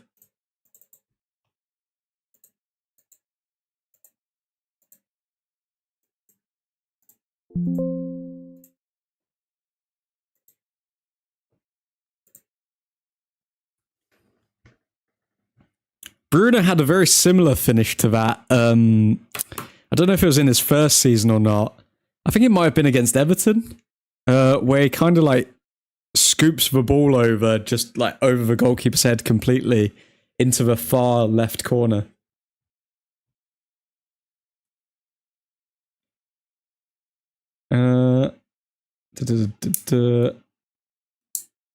You know what would make for worst drinking game? Take a shot every time United score from open play. You know, I was actually, when I originally started the channel, I was going to do something where it was like every time we score or every time we concede, have to do like some sort of like dodgy forfeit or something like that. I am so glad I never did that. Maybe in the future for like live shows, who knows, but if I actually did that during the seasons that I've been live streaming, I probably wouldn't have a liver right now if I did a shot every time we conceded. Great header back into the danger area. That just shows you what type of channel United Stand is. To be honest, almost all United creators started on the United Stand. Saeed, Rants, KG, Flex, etc. Yeah, they really did, didn't they? I don't mind the rest of the United Stand, but I had to unfollow them on everything because of Goldbridge and stupid reactions to everything. It's just negative, man. Like, you're literally just filling your life with just negative stuff all the time. Like, fair enough if you want to be a questionable United fan, or you want to, as in you want to like question things and this and that. But when it's just complaining over everything, it's just so tiring. So tiring. Like, I mean, life's hard enough as it is. I mean, you've got all of this stuff going on, and then you also have to hear like a 45-year-old man screaming Pratt, and I don't know, man. It's like, don't get me wrong, again, knowledgeable. They can make good points, but the fact that it's just entirely, or 90% of it is just whining negative stuff. It's just bad. Also, I don't like the fact that Goldbridge never like debates anyone ever, other than his employees. Like, why doesn't he ever, if he has a point about something about a player, why doesn't he ever like, I don't know, speak to other fan channels or this or that? Like, he hasn't ever really given that much back to the United sphere online. He kind of has just kept it all to the United Stand, which is kind of lame. Take a shot, Christian. What a goal. I tolerate the United stand. His crash outs are a bit much. Beauty. Passed it in. Bruno just aura farming. West Ham in our box. I think they've won themselves. Did they get the corner? Or goal kick? Goal kick to United. Like it was an easy pass. Mainu assist. Great goal, to be fair. See, I told you about Harry Potter and his team of muggles. Love an unsuccessful Christian 8 watch. Our press has been better. It has, to be fair. West Ham keeper is my fantasy Prem keeper, so that's neat. Oh, Ethan, you're cooked, mate. You're cooked. Yeah, that was from a tighter angle too. This is how it feels to win easily, guys. Just remember it when we go back to the trenches. Fair Eddie. I was far too successful for my own good last season. Only for cup games. We're 1000% going back to the trenches, Nick. Admin, maybe the next step is to join the United stand. I don't know. Don't know about that. Now that's diabolical. I'm not going to lie, guys. The plan, I'll give you guys the plan. The plan is to absolutely churn out videos for this upcoming season. I'm thinking like 3, 4, maybe 5 videos a week on everything. Do more live streams, maybe like daily live streams at night to cover all the latest news. And hopefully that'll help me grow to the place where I can start collaborating with some other United channels. But then that's where all the politics gets involved, and we get to find out what the behind the scenes of all of these channels are actually like. But we'll have to wait and see.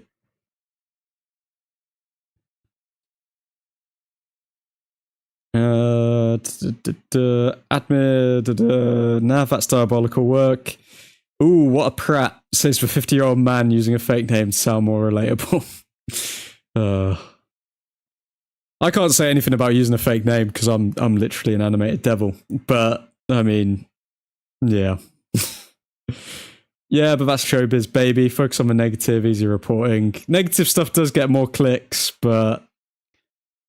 And to be fair, you can't be too harsh on them because this has been the most negative era of United by far. But I still think there's a way you can do it playfully instead of just making everyone's life miserable. I did a fan cam with Full-Time Devils, Stretford Paddock, a fair few seasons ago. Shout out Joe, man. That's pretty cool.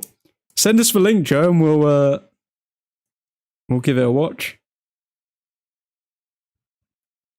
I mean, Stretford Paddock are the OGs, aren't they? I mean, also, like, there's loads of politics that's probably gone on with them as well. I mean, they've had to change the name from Full-Time Devils to Stretford Paddock. They've got beef with Mark Goldbridge and all of this sort of stuff. No idea what that's about, but yeah, it's going to be interesting to find out what the behind the scenes is like, and I will inform you all on what the behind the scenes is like. Isn't his name Brent de Cesar or something like that? Yeah, it is. Yes, Nav, bro really chose the most EDL name he could come up with. I love Full-Time Devils back in the day. Full-Time Devil previews before every match back in the day. Man, that was good content. That was good content. Rumours are he's a Forest fan.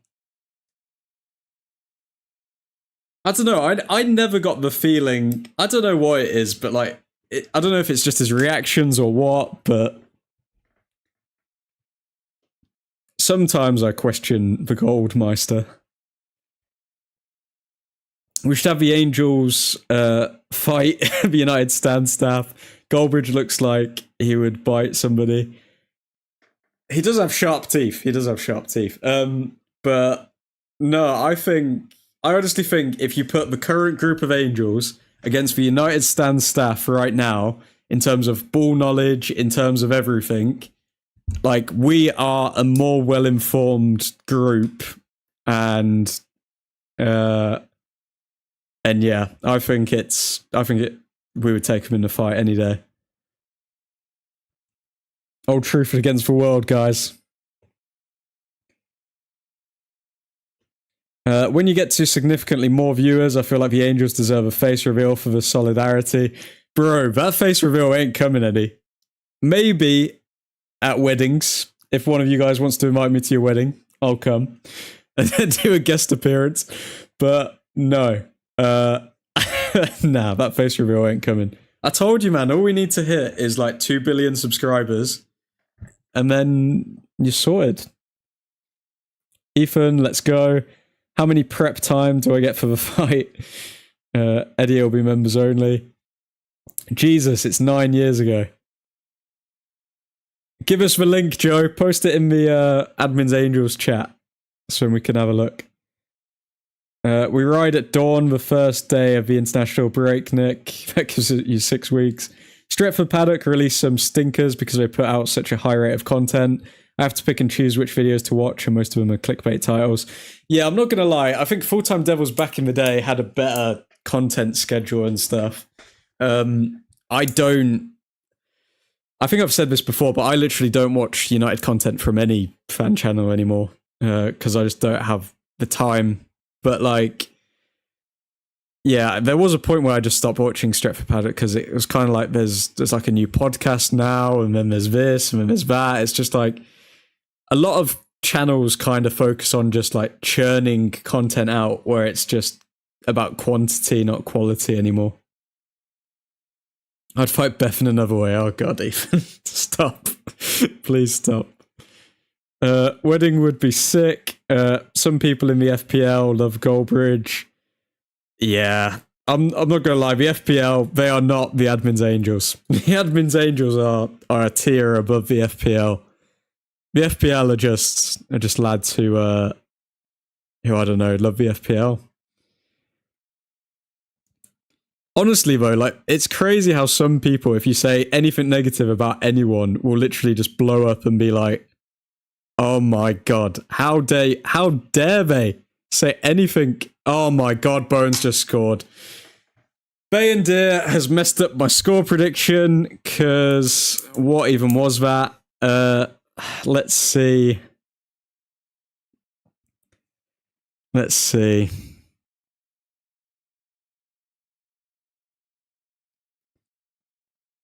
Okay, so Bowen's coming forward. He's got a lot of space. Heaven, again, Heaven's side. He's reluctant to make the challenge. And Bayendir, I want to see the angle. I feel like that was close to Bayendir, but he didn't put his arms out. Okay, let's see. This is a good angle. Yeah, nah, Bayendir, there wasn't really any commitment in that save.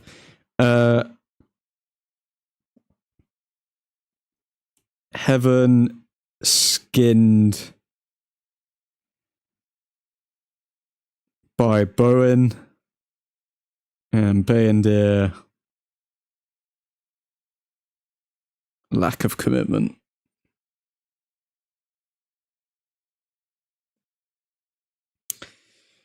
Some people in FPL love Goldbridge. Damn, 6 weeks to learn Calum and Kenzie to fight. Have you the sticks they call arms on those guys? Have you seen the sticks they call arms? Wow.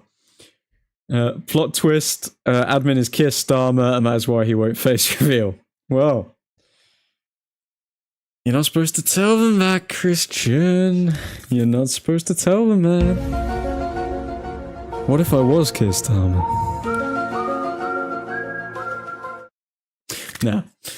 Nah, definitely not. United People's TV are good. Again, never watched United People's TV. It just seemed, I don't know, there's nothing, it doesn't pull me in that much, if I'm being honest. Just never seen them, never watched him. Phil Brown's United pod is decent. Who's Phil Brown? I'm going to say, is he like a ex-player? Who's Phil Brown? Bone scores, of course. Let's update the scoreboard. Okay, so we are now 1 goal away from drawing this game against West Ham, even though we should have dominated them, but all the subs are coming on. Oh, Casemiro smiling and hugging Wan-Bissaka. That's a wholesome moment.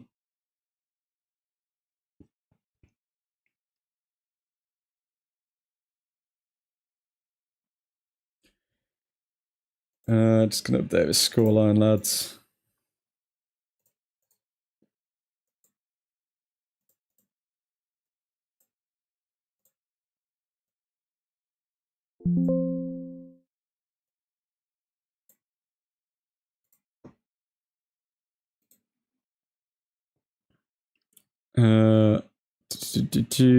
Admin, like, you honestly would come to Netherlands to visit my wedding? 100%, mate. I would, if I get invited to any of your weddings, I will come. You just have to promise to not give away my secret identity. Depends on the time, though. Depends on the time of a wedding. Can't be a United game on at the same time. And that's it, really. I'd come to your wedding, Nick. 3-1 is still on. Yep, Eddie's prediction's still on. Flex and KG are my go-to, except for admin, when it comes to United content. It's hard with Flex and KG, you know, because sometimes I'll watch their content and... Well, not sometimes I watch their content. I have watched their content in the past, and it's like... I don't know, sometimes... I feel like to do football content, you've got to have a good mix of like putting your own personality across, as well as actually talking about the football. Now, with Flex and KG, I think I'm losing my voice. With Flex and KG, I think they focus a bit too much on trying to get their personalities across rather than talking about the football sometimes. That would be my critique of Flex and KG and the United. Is it United View? Heaven needs to be close, needs to close him down. Yep, Joe completely messed that one up. He did. Also, the hate watch is still on. Onana and Bayendir out, and Martinez and Lomans in. So Heaton as our first keeper. Yeah, I would start Heaton over Bayendir if I'm... Yeah, I'd start Heaton over Bayendir for first game of Premier League season. Talk of the Devils is the best United podcast in my opinion. Cole Anker is such a likeable guy and he knows his stuff. And Andy Mitten is United fan royalty with his fanzine. Yeah, I do. I haven't watched a full episode of that, but the bits that I have seen, I do like that. You can tell the difference between people who have actually like studied journalism and content creators, but that's one of the things that I kind of cringe at with that's the thing, not cringe, but like don't like about YouTube channels with football content creators when they try to be journalists a bit too much. It's kind of like, you're not a journalist. Stop trying to be a journalist. Like, leave the journalism stuff to the actual journalists, like Andy Mitten, like, what's his name? Lawrence Whitwell. Is it Whitwell? Lawrence Whitwell. All of them sort of stuff. Like Carl Anker. Leave that to them. BTP became the podcast admin. Platoon substation incoming. I don't know if it's because it's 1:30 here or what, but that did not resonate in my head. What? Alice is also worth a watch, but not for the football lol. She just looks so depressed trying to maintain hope all the time since United lose, and it's way too funny. Yeah, I don't know about that. I don't know.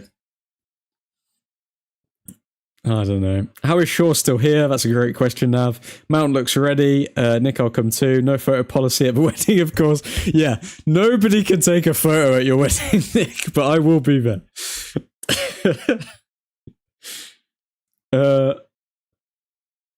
Nav, he'll get injured in this match. Admin, you can stream from his wedding.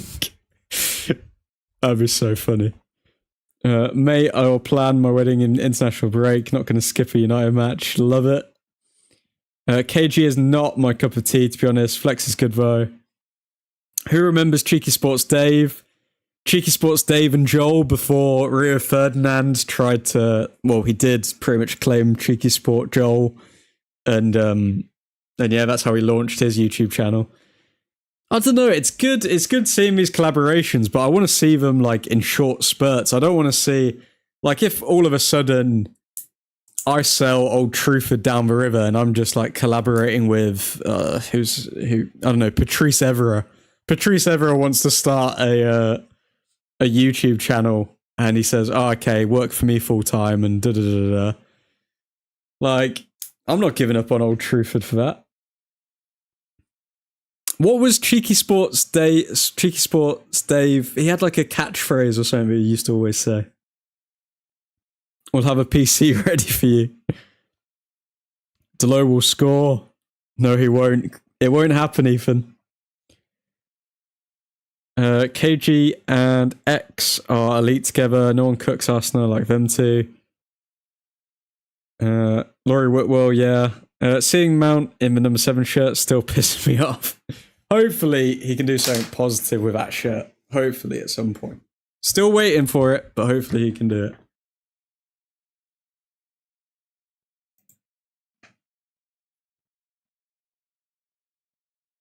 Okay, so there's a new starting 11 out. I'll just update the team banner so we can see who's here.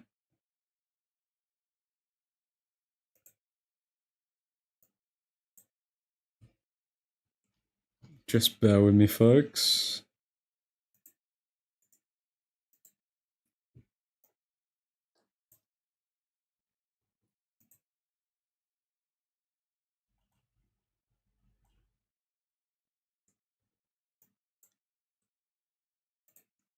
Okay, so this is the new starting 11. Bayendir, Fredrickson, Maguire, and Shaw as the back four. Delo is on the pitch. Casemiro, Collier in the midfield. And Diego Leon is here as left wing back. Up top, we've got Mount, Jack Fletcher, and Obi. Maybe we've got Collier up top, actually, and then Fletcher's in the midfield? Or...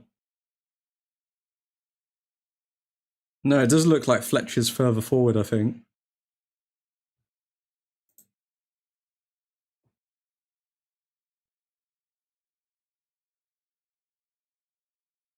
I have no idea, but I loved his energy and banter. I really wonder what happened to Dave. I saw him in some boxing content recently. Maybe he just switched over to doing boxing. He's obviously still presenting, I'd imagine. Cheeky Sports Dave sounds suspect, Av. Come on, lads, one more goal will do me nicely. Admin loves that Delo is on the field. Leon is so intense. Leon with that South American aggression and passion in a preseason friendly.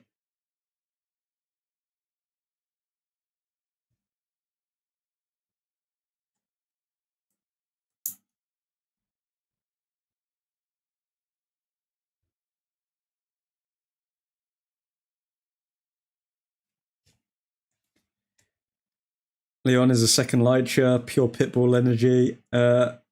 You also have to remember which football YouTubers to have a laugh when their teams lose. I don't sit and enjoy Matt or George's videos when Chelsea get battered. Is that George Benson? Is he still doing Chelsea videos?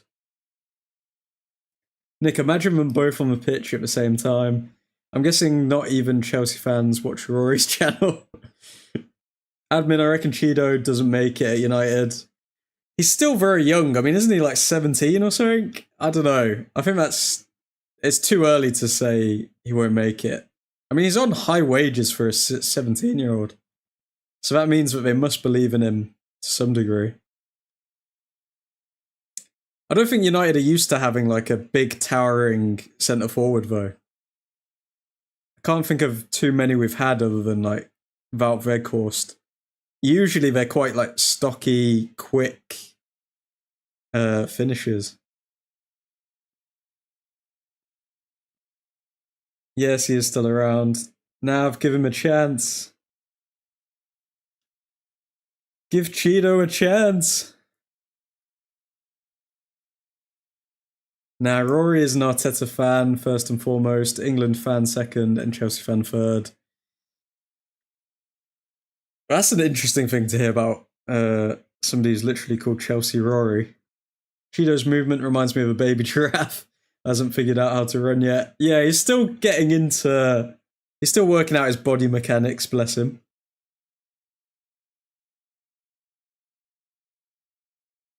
He loves an atrocious football take, does Rory. He does indeed. He knows exactly what he's doing as well, though. Like, people like that, they know what they're doing.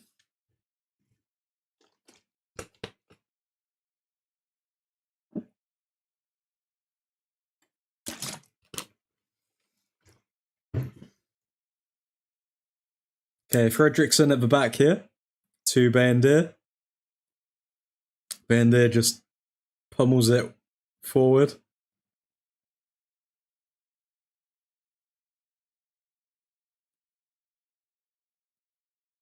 Shaw looks like he's out of breath already after playing 5 minutes.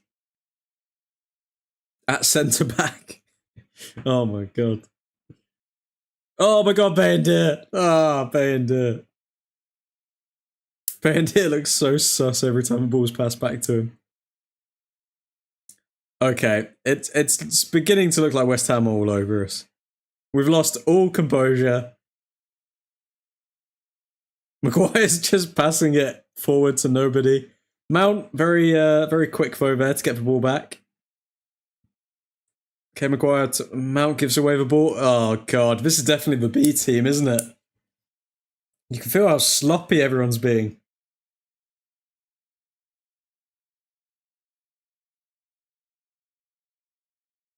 He made like 30 Arteta Glaze videos last season, only started supporting Maresca and Chelsea again after the Club World Cup. Funny thing about Rory Jennings is he used to be an actor, so I mean...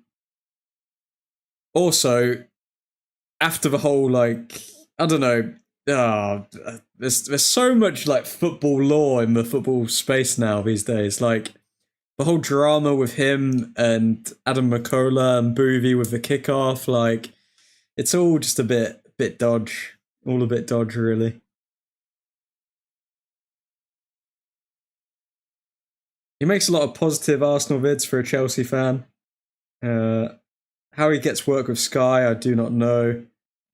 Why Sky have hired these people, I don't know either. I don't know. Okay, Leon wins the goal kick. Arteta is good at almost winning things. Put a cheeseburger behind West Ham keeper and Shaw will score a brace. Why have they made the away kit kind of see-through? Can see everyone's vest through the shirt. It makes no sense. Let me have another look at this. Christian put a training table behind that goal. He'll have a hat-trick. Club low-key snakes. I mean, you said it, not me, Nav, but... Kinda. Low-key, high-key. Especially that fat City fan. Oh. He's the most jarring out of all of them, to be fair. He's the most jarring out of all of them. Bloody Boovy. I saw at one point he called out True Geordie for a fight on Misfits. And I was like, bro, he would literally kill you. But the only reason he called him out was probably relevancy. I mean, he'd never actually fight True Geordie. Boovy pissed me off with his presence. Boovy with his 25 IQ football takes kill me. Most delusional football fan. Again, though, they know what they're doing, lads. They know what they're doing. That's why you can't get too involved in it. People like that, as soon as I know, like, they're not actually, like, they don't genuinely believe what they say, it's just kind of like, why? What's the point even listening to you anymore? Boovy straight up a terrorist. Like a real fight. Yeah, like a real fight. He called out True Geordie for a real fight on Misfits.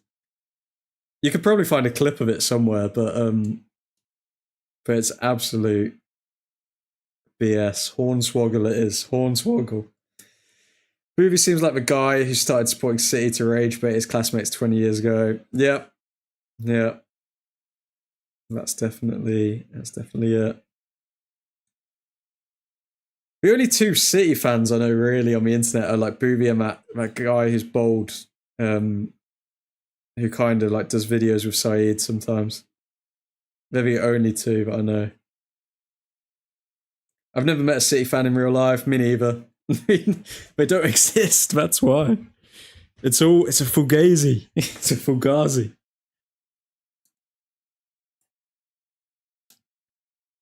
Boovie defo saw the Aguero moment and supported them from then on. Sounds right. Delo on the ball. Oh, Now they've all died off. The rest of the lot started watching football in 2012.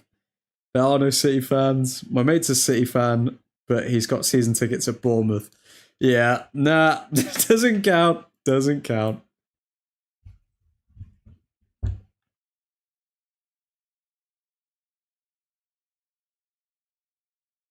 I'm seeing an afro on the pitch, but it is not Joshua Zirkzee or Tahith Chong.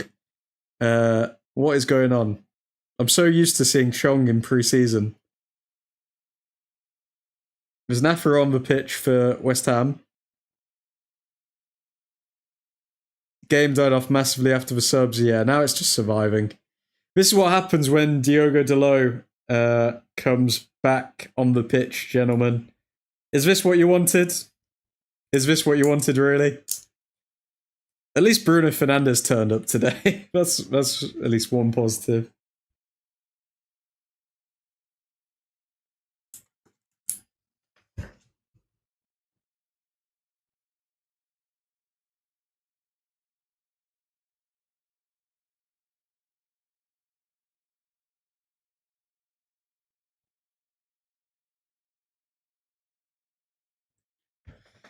Okay, West Ham playing around the back. Tahith Chong, my guy, says Eddie. When I see people in City shirts, I walk up to them and tell them I'll give them $100 if they can tell me who the manager was before Mancini. They look at me like I'm speaking Chinese. That's so funny. That is so funny. Our depth still isn't where it needs to be. Thankfully, we don't have Europe, so if injuries go our way, we might be fine. We've still got some more signings to come as well, but yeah, the drop-off is massive. Fortunately as well, in the season, we're not going to like just completely play a whole different starting 11. So hopefully with enough of the like strong first-team starters. Oh my God, is that a save by Bandir? Wow.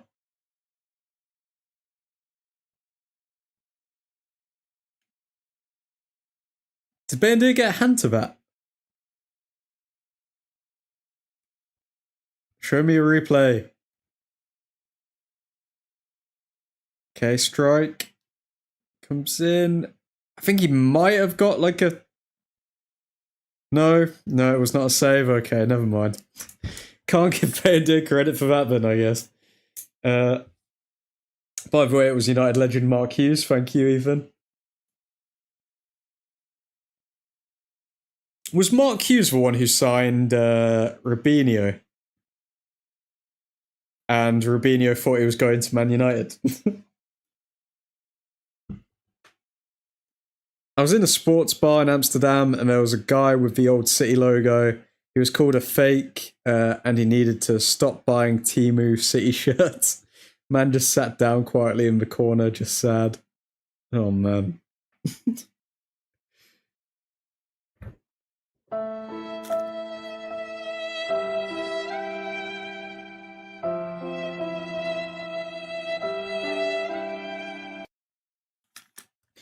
I actually felt sorry for the guy. No, it was not a save. That's so sad, Nick. I think so. Old City logo was for real so much better than their current one. Respect to the guy. He might be one out of 10 City fans who know the old badge.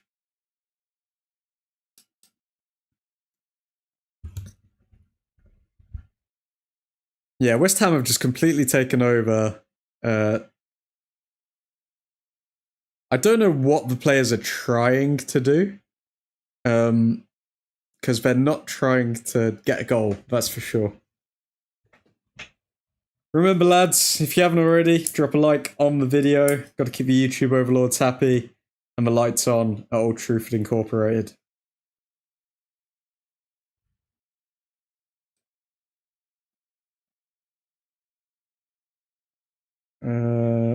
Perfectly timed soundboard usage. Thank you very much, Ethan. I'm still getting used to the soundboard, making the most of it. The current one looks like a Wish version of United.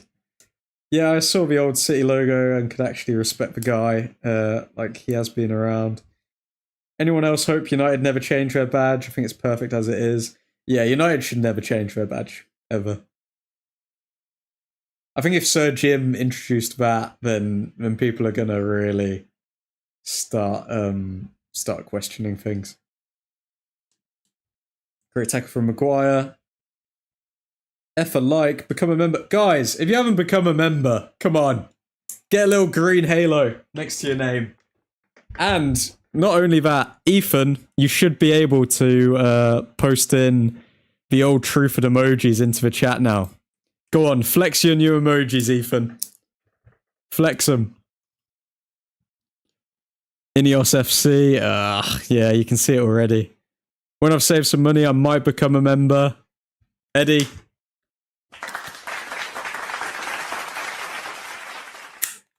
We're going to welcome you with open arms. Aww.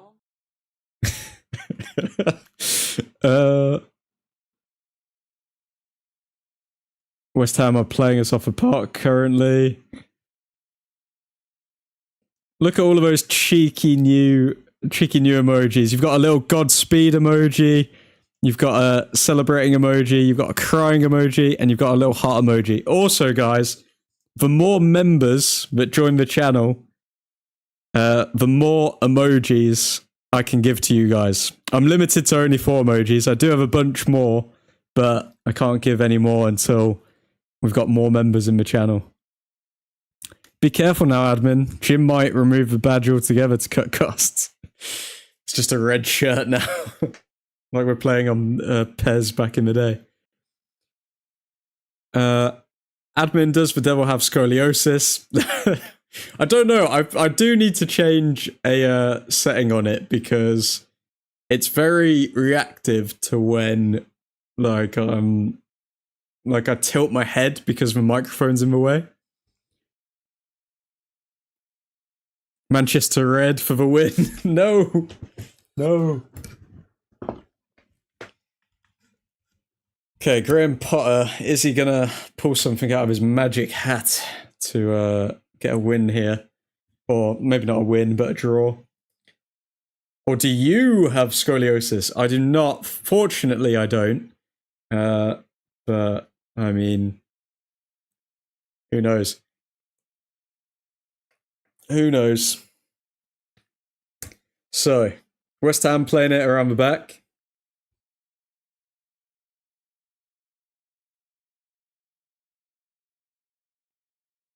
Casemiro to Collier to Fredrickson. Everyone has a form of scoliosis. I was going to say, like, surely with today's I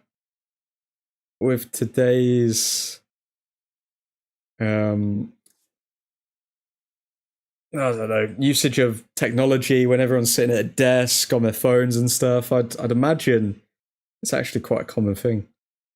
Admin, do you watch the game at an angle? I don't watch the game at an angle, but my microphone is like right in front of the screen. And also, I think because the chat is down there. One sec, let me try something, if it'll change it. What if I do this?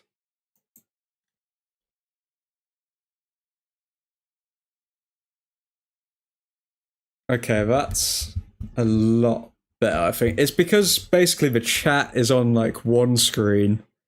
So then I'm reading like the bottom of the chat, but then to read the bottom of the chat, I need to like tilt my head so the microphone isn't covering the bottom of the chat. Long story short, either way, I'm sure I can play around with this so that it doesn't tilt as much. Bayendir just ain't it, is he? Yeah, nah, Bayendir's terrible. I mean, there was that period last season when everyone was saying about Bayendir's aura, but I feel like that that time has gone now. Do United play any real teams during the preseason, or is this the new level? Unfortunately, we don't actually play any big teams this season, this preseason, Christian. I was shocked by that as well when I looked over who we're playing. We're playing like Bournemouth, Everton. We've played Leeds, West Ham, pretty much our new competition, pretty much. To think at one point the bookies thought Potter would be our manager. Admin has hired a blimp to tell folks to subscribe. Hey, these blimps aren't cheap, guys. Come on.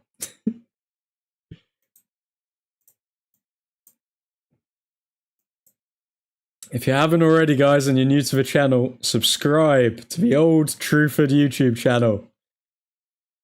We need your support on the ongoing fight against misinformation.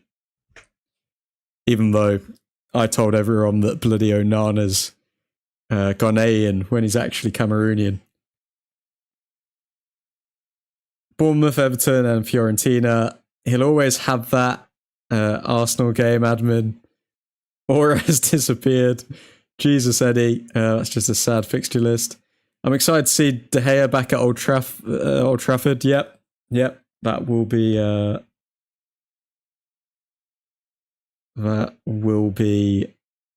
sight to behold.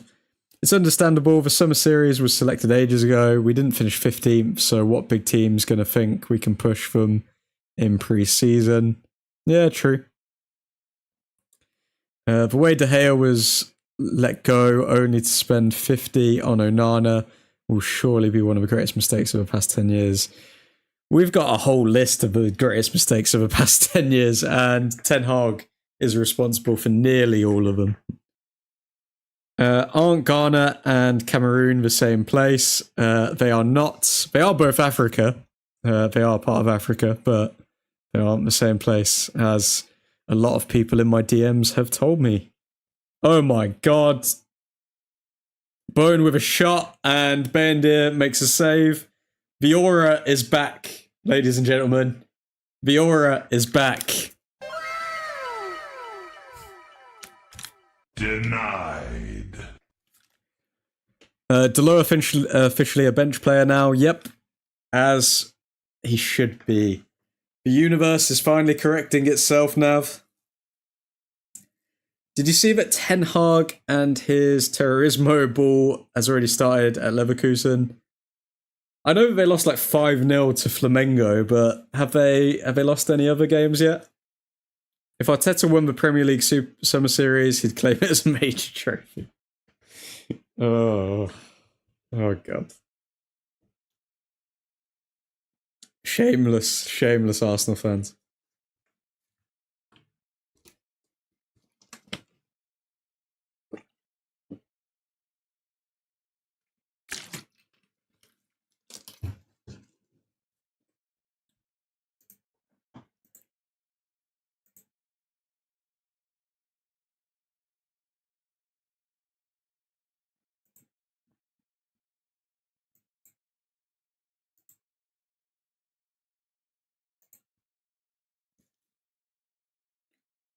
Not even the real Flamingo team. They are on break after the Club World Cup. Under-20 team, yeah. That is quite bad. Are the Dutch disowning Ten Hag now? Rightfully so. Admin, you reckon Teta gets sacked if he doesn't win anything? I think after spending money on Gyökeres, he has to get sacked, surely. There's no way you spend all of this money on a squad to only win, what, one FA Cup?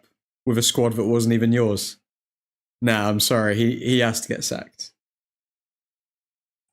Arsenal fans, though, the reason Arsenal fans aren't calling for his sacking is because they're literally lost at, like, they don't know who they would go for to replace him. That's the only reason they've not been calling for anyone. They're kind of like in this weird position where it's like, we're doing well, we're actually winning games, but we're not really winning any trophies. So do they get rid? They're in a weird position, Arsenal fans.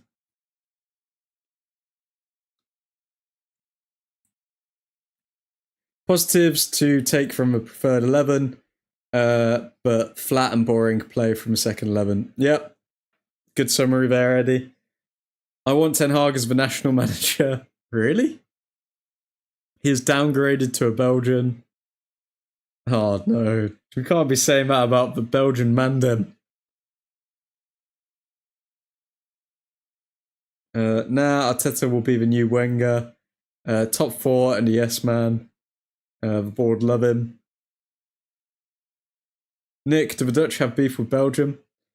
They traded a French winger for a Spanish one. What a progress, Arsenal fans.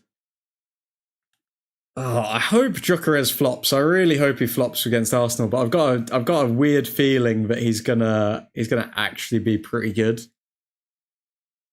Well, that's the end of the game, lads. 2-1 Manchester United. Good to see that we've actually got a win under our belts in pre-season. But West Ham did not offer a lot in that game. So, wow. Hard to take too many things away. In terms of notes, I've got Fernandes fires United home. He He looked a bit sloppy to begin with, a few loose passes, but great finish. Obviously can take a pen. Heaven was slow, still very much diamond in the rough. Lack of urgency going forward. Lack of urgency going forward in general. Without Fernandes, didn't look like we were close to really creating too much. I mean, no penalty, no goals in the first half. Heaven got skinned by Bowen as well for us to concede our goal, with Bayendir lacking the commitment to actually stick his arms out for the save. Casemiro and Wan-Bissaka sharing a cute little moment with a cute little hug. Leon, intense, butcheresque aggression. Højlund, same old, same old.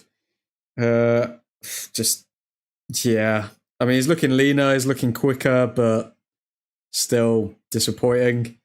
Dorgu, looking sharp and physical. Definitely Dorgu to start for the first Premier League game of the season. Areola needs to get a haircut, or he needs to give me the name of his barber so I can get the same trim.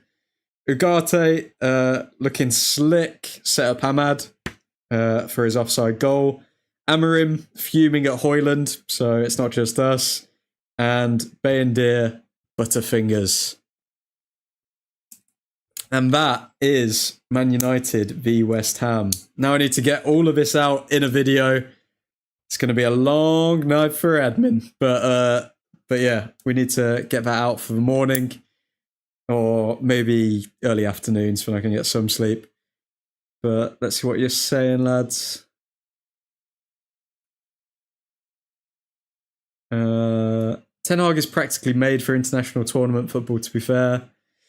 I mean, he does like a Dutch player or two, so it'd probably be his wet dream managing the international team. Belgium is wish version of the Netherlands. We make fun of each other. Gyökeres already flopped in the Prem once. Well, Belgium is like 50% French speaking, so not much that could save a country like that. The second string of players looked so hasty and had no coordination, just hoofing up the ball anywhere. Agreed, John. Agreed. About what does Belgium make fun of, Nick? What does this XP thing do in the chat? Basically, whoever's most active in the chat gets the most XP. So shout out to Eddie for getting the most XP in the chat today on 225 XP. Nick, second, 200 XP. And Ethan Johnson, the first member of the Old Truthford YouTube channel, on 150 XP. Well done, top 3. Well done. Delete Belgium, add Dutch part to the Netherlands, and the French part to France. Wow. If Nav was king of the world, that's what would be happening, lads. Nav, that is an actual thing that in the Belgium government now. Yeah. Yupen Malmedy is also a rightful German. play, I would like to point out enough. Even Belgium doesn't want to be Belgium. Okay, we've got political now. What is going on here? Crazy stat. At the end of each stream, admin gives away £1,000 to number one. Is that a stat? We call Belgium dumb, and they call us greedy. Everyone, guys, whoever is number one at the end of the stream, what can I do? Whoever's number one at the end of the stream gets 1,000 truth coin, and we will see who gets the most truth coin at the end of the season. Okay? And then they'll get a special prize. We really need 1 or 2 midfielders.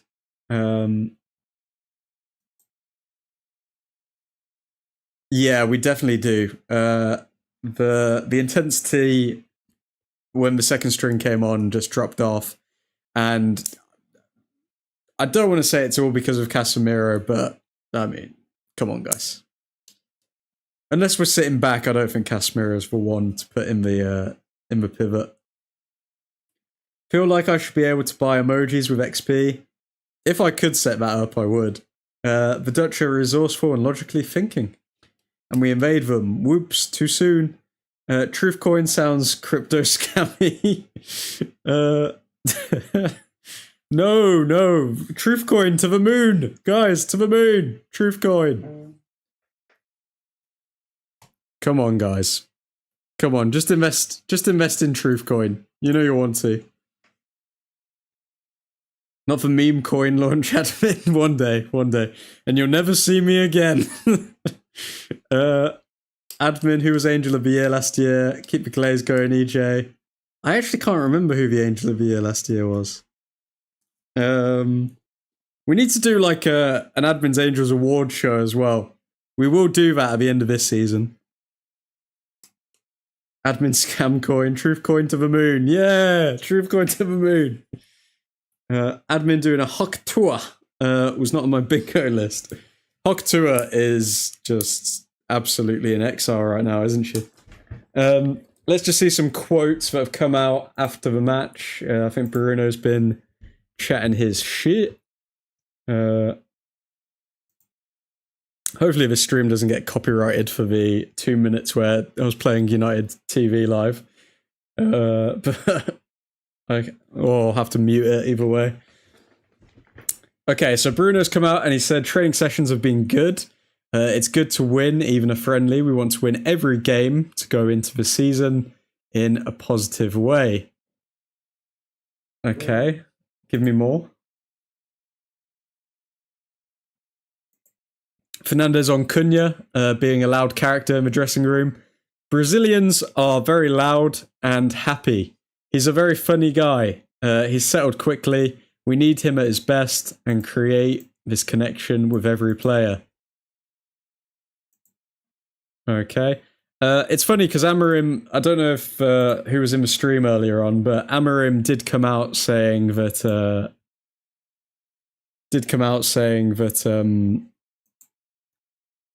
Cunha and Mbuemo are two sides of the same coin. So essentially, Cunha is very extroverted, very outgoing, whereas Mbuemo is very to himself, very introverted, some would say.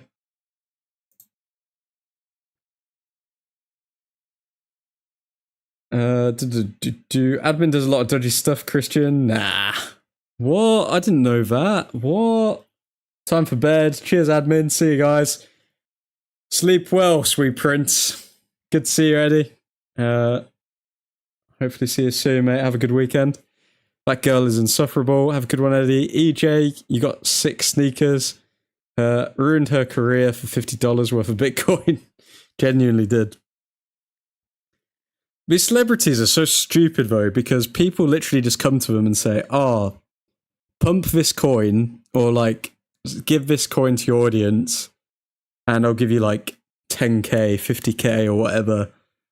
And it's like, how can you sell something you have no idea what it is? It's just so dodgy. Very dodgy indeed. Thanks, Nav. It's my hobby. How many pairs of sneakers do you have, Ethan? Because I have noticed for fresh crepes. Yeah, I also have some, but yours are much nicer. Admin, explain the background. Explain the background of what? GG's, Hate Watch failed today, but I'll be back for another shot at it next time. Have a good night, lads. Godspeed, Christian. Godspeed. Have a nice night, man. Have a good weekend as well.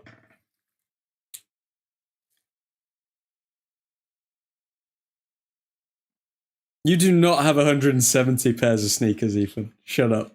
Shut up. Shut up.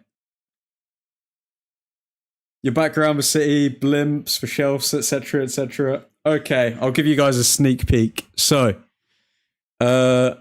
basically, the background. This is how I saw it from the very beginning when I created the Instagram page. So, so a lot of people, when I created the Instagram page, a lot of people thought, oh, okay, you're calling yourself Old Truthford, that's your name, da da da da. Old Truthford is not the name of a character, it's not the name of me. I'm not going for that. What I'm going for, and what I was always going for, is Old Truthford is the town. So, Old Truthford is the city, Old Truthford is the home of Honestly Biased Sports content. Old Truthford is everything that you see here in the background. So, I am merely the admin of Old Truthford, because everyone on the Instagram, I obviously got admin because everyone on the Instagram kept saying, when I was a lot more active on the Instagram, I used to do like, I don't know, I used to do a lot more on the Instagram with like my opinion posts and stuff like that. And people started calling me admin. So then I was like, okay, I'll just stick with that. So then that's where admin came from. Old Truthford is the town, and that's all the background for lore. I'm still working on a few things graphics-wise to create the world a little bit more. But yeah, that is the history of Old Truthford. So all of the buildings that were in the original like GTA intro with like Rowdy Raniks, Cafe Jose, all of that sort of stuff, they're all different locations in Old Truthford, and it's just going to keep on growing bigger and bigger. But there's a lot to go. So it's crazy though, because like literally I had all these ideas like 4 years ago when I started the Instagram page, but I was like, if I push all of this stuff straight away, it's going to be too much for everyone to absorb. So it's just like I'm just implementing and like introducing it one step at a time. But yeah, that is that's the background. In terms of the items in the background, I will give people 1,000 Old Truthford coin if they can work out what that dog is.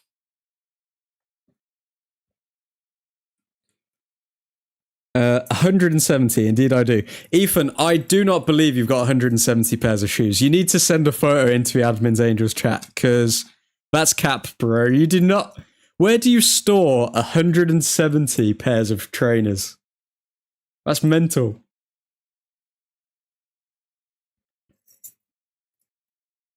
I have no more than 10. I've got like 6 pairs of trainers, maybe. Do you resell? Nah, I keep 95% of what I get. I'll sell hype things I don't want, but I wear 95% of what I get at some point. Very cool. Me and my wife both make good money, and I don't have kids, so I can buy sneakers, lol. Bruh. Both making good money and not having kids. Would you say that sneakers is your, or are your vice? What do you spend more money on, Ethan? Do you spend more money on sneakers or beer? Because they're the two things I always see you posting. Where's the dumpster fire where the chat is? What do you mean? You think there should be a dumpster fire for the chat, or? Done, please hold. It's probably your dog. Wait, what? I'm lost. I'm lost with the dumpster fire stuff.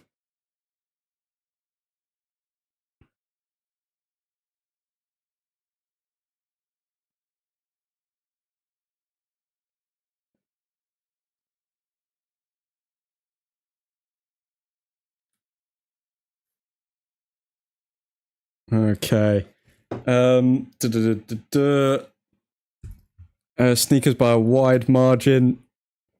That dog, it's probably your dog. That dog, it's yours. That dog is not my dog. But that dog holds a lot of significance. I'll see if anyone can work it out in the next few streams coming up. But yeah, I'd imagine it would be sneakers by a wide margin, since they cost usually around like 80 quid, 100 quid each, don't they? Give us at least a hint.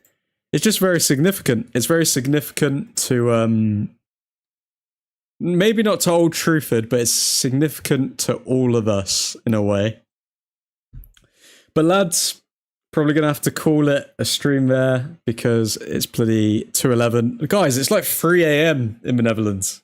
You guys are crazy. Probably going to have to call it a day there. Let me just go through a few final quotes, and then we'll say Godspeed. So, final quote from Bruno Fernandes. Overall, the game was good. We were good on the ball. In some moments, we could have kept possession for longer, as the manager was asking. We rushed a bit in the final third when trying to score our goals. We will work on that. Lovely stuff.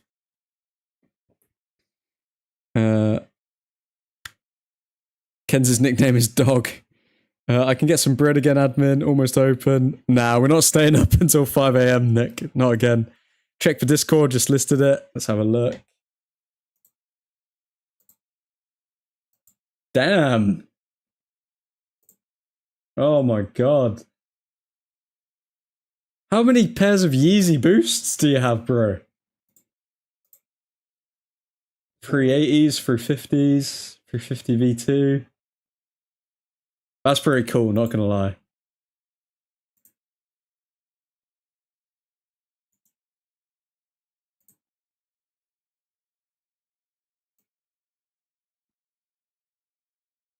Oh, I would love to see how much money you've spent on trainers, Ethan.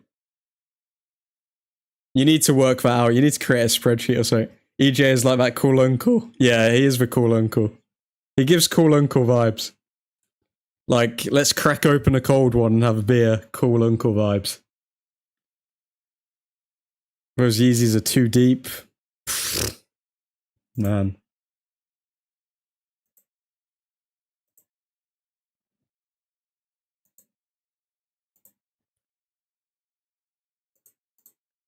All right, lads.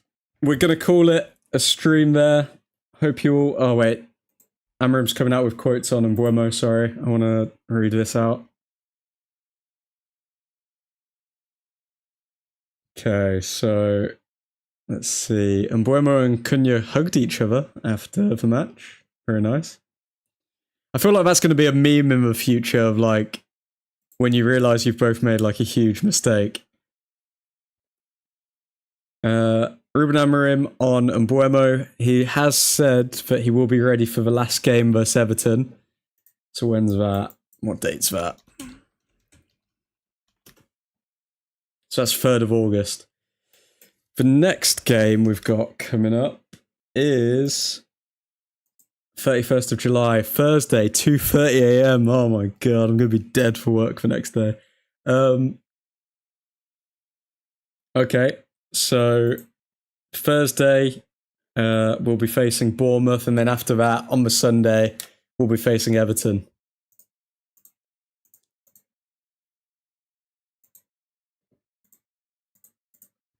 But Mbuemo will be ready against Everton. I don't know if that's just for the bench or starting. I'd imagine it's for the bench, because he's only been with us for, what, like a week?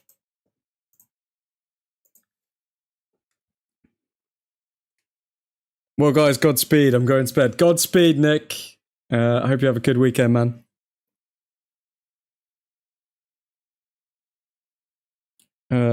I know what they're worth, kinda.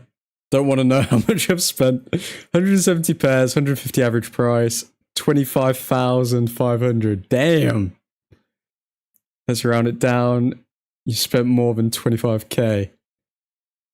I reckon it's close to or above 30k. That's depressing, Nav. My guess it's worth 30 to 35k. Bruh.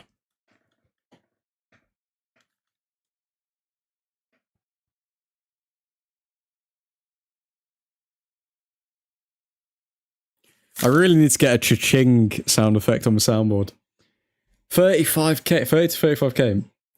I mean, if it makes you happy, why not? Everyone's got, like, hobbies, don't they? Like, some people collect watches, some people do sneakers, some people spend money on, like, cars. Everyone's got something. But, lads, we're going to have to call it a day there, or a night. Hope you all have a lovely end to your weekend. Hopefully get a video out reviewing the match. Actually, not hopefully. I will be getting a video out reviewing the match tomorrow. So be sure to watch out for that. But for now, hope you all have a lovely day / evening. Godspeed.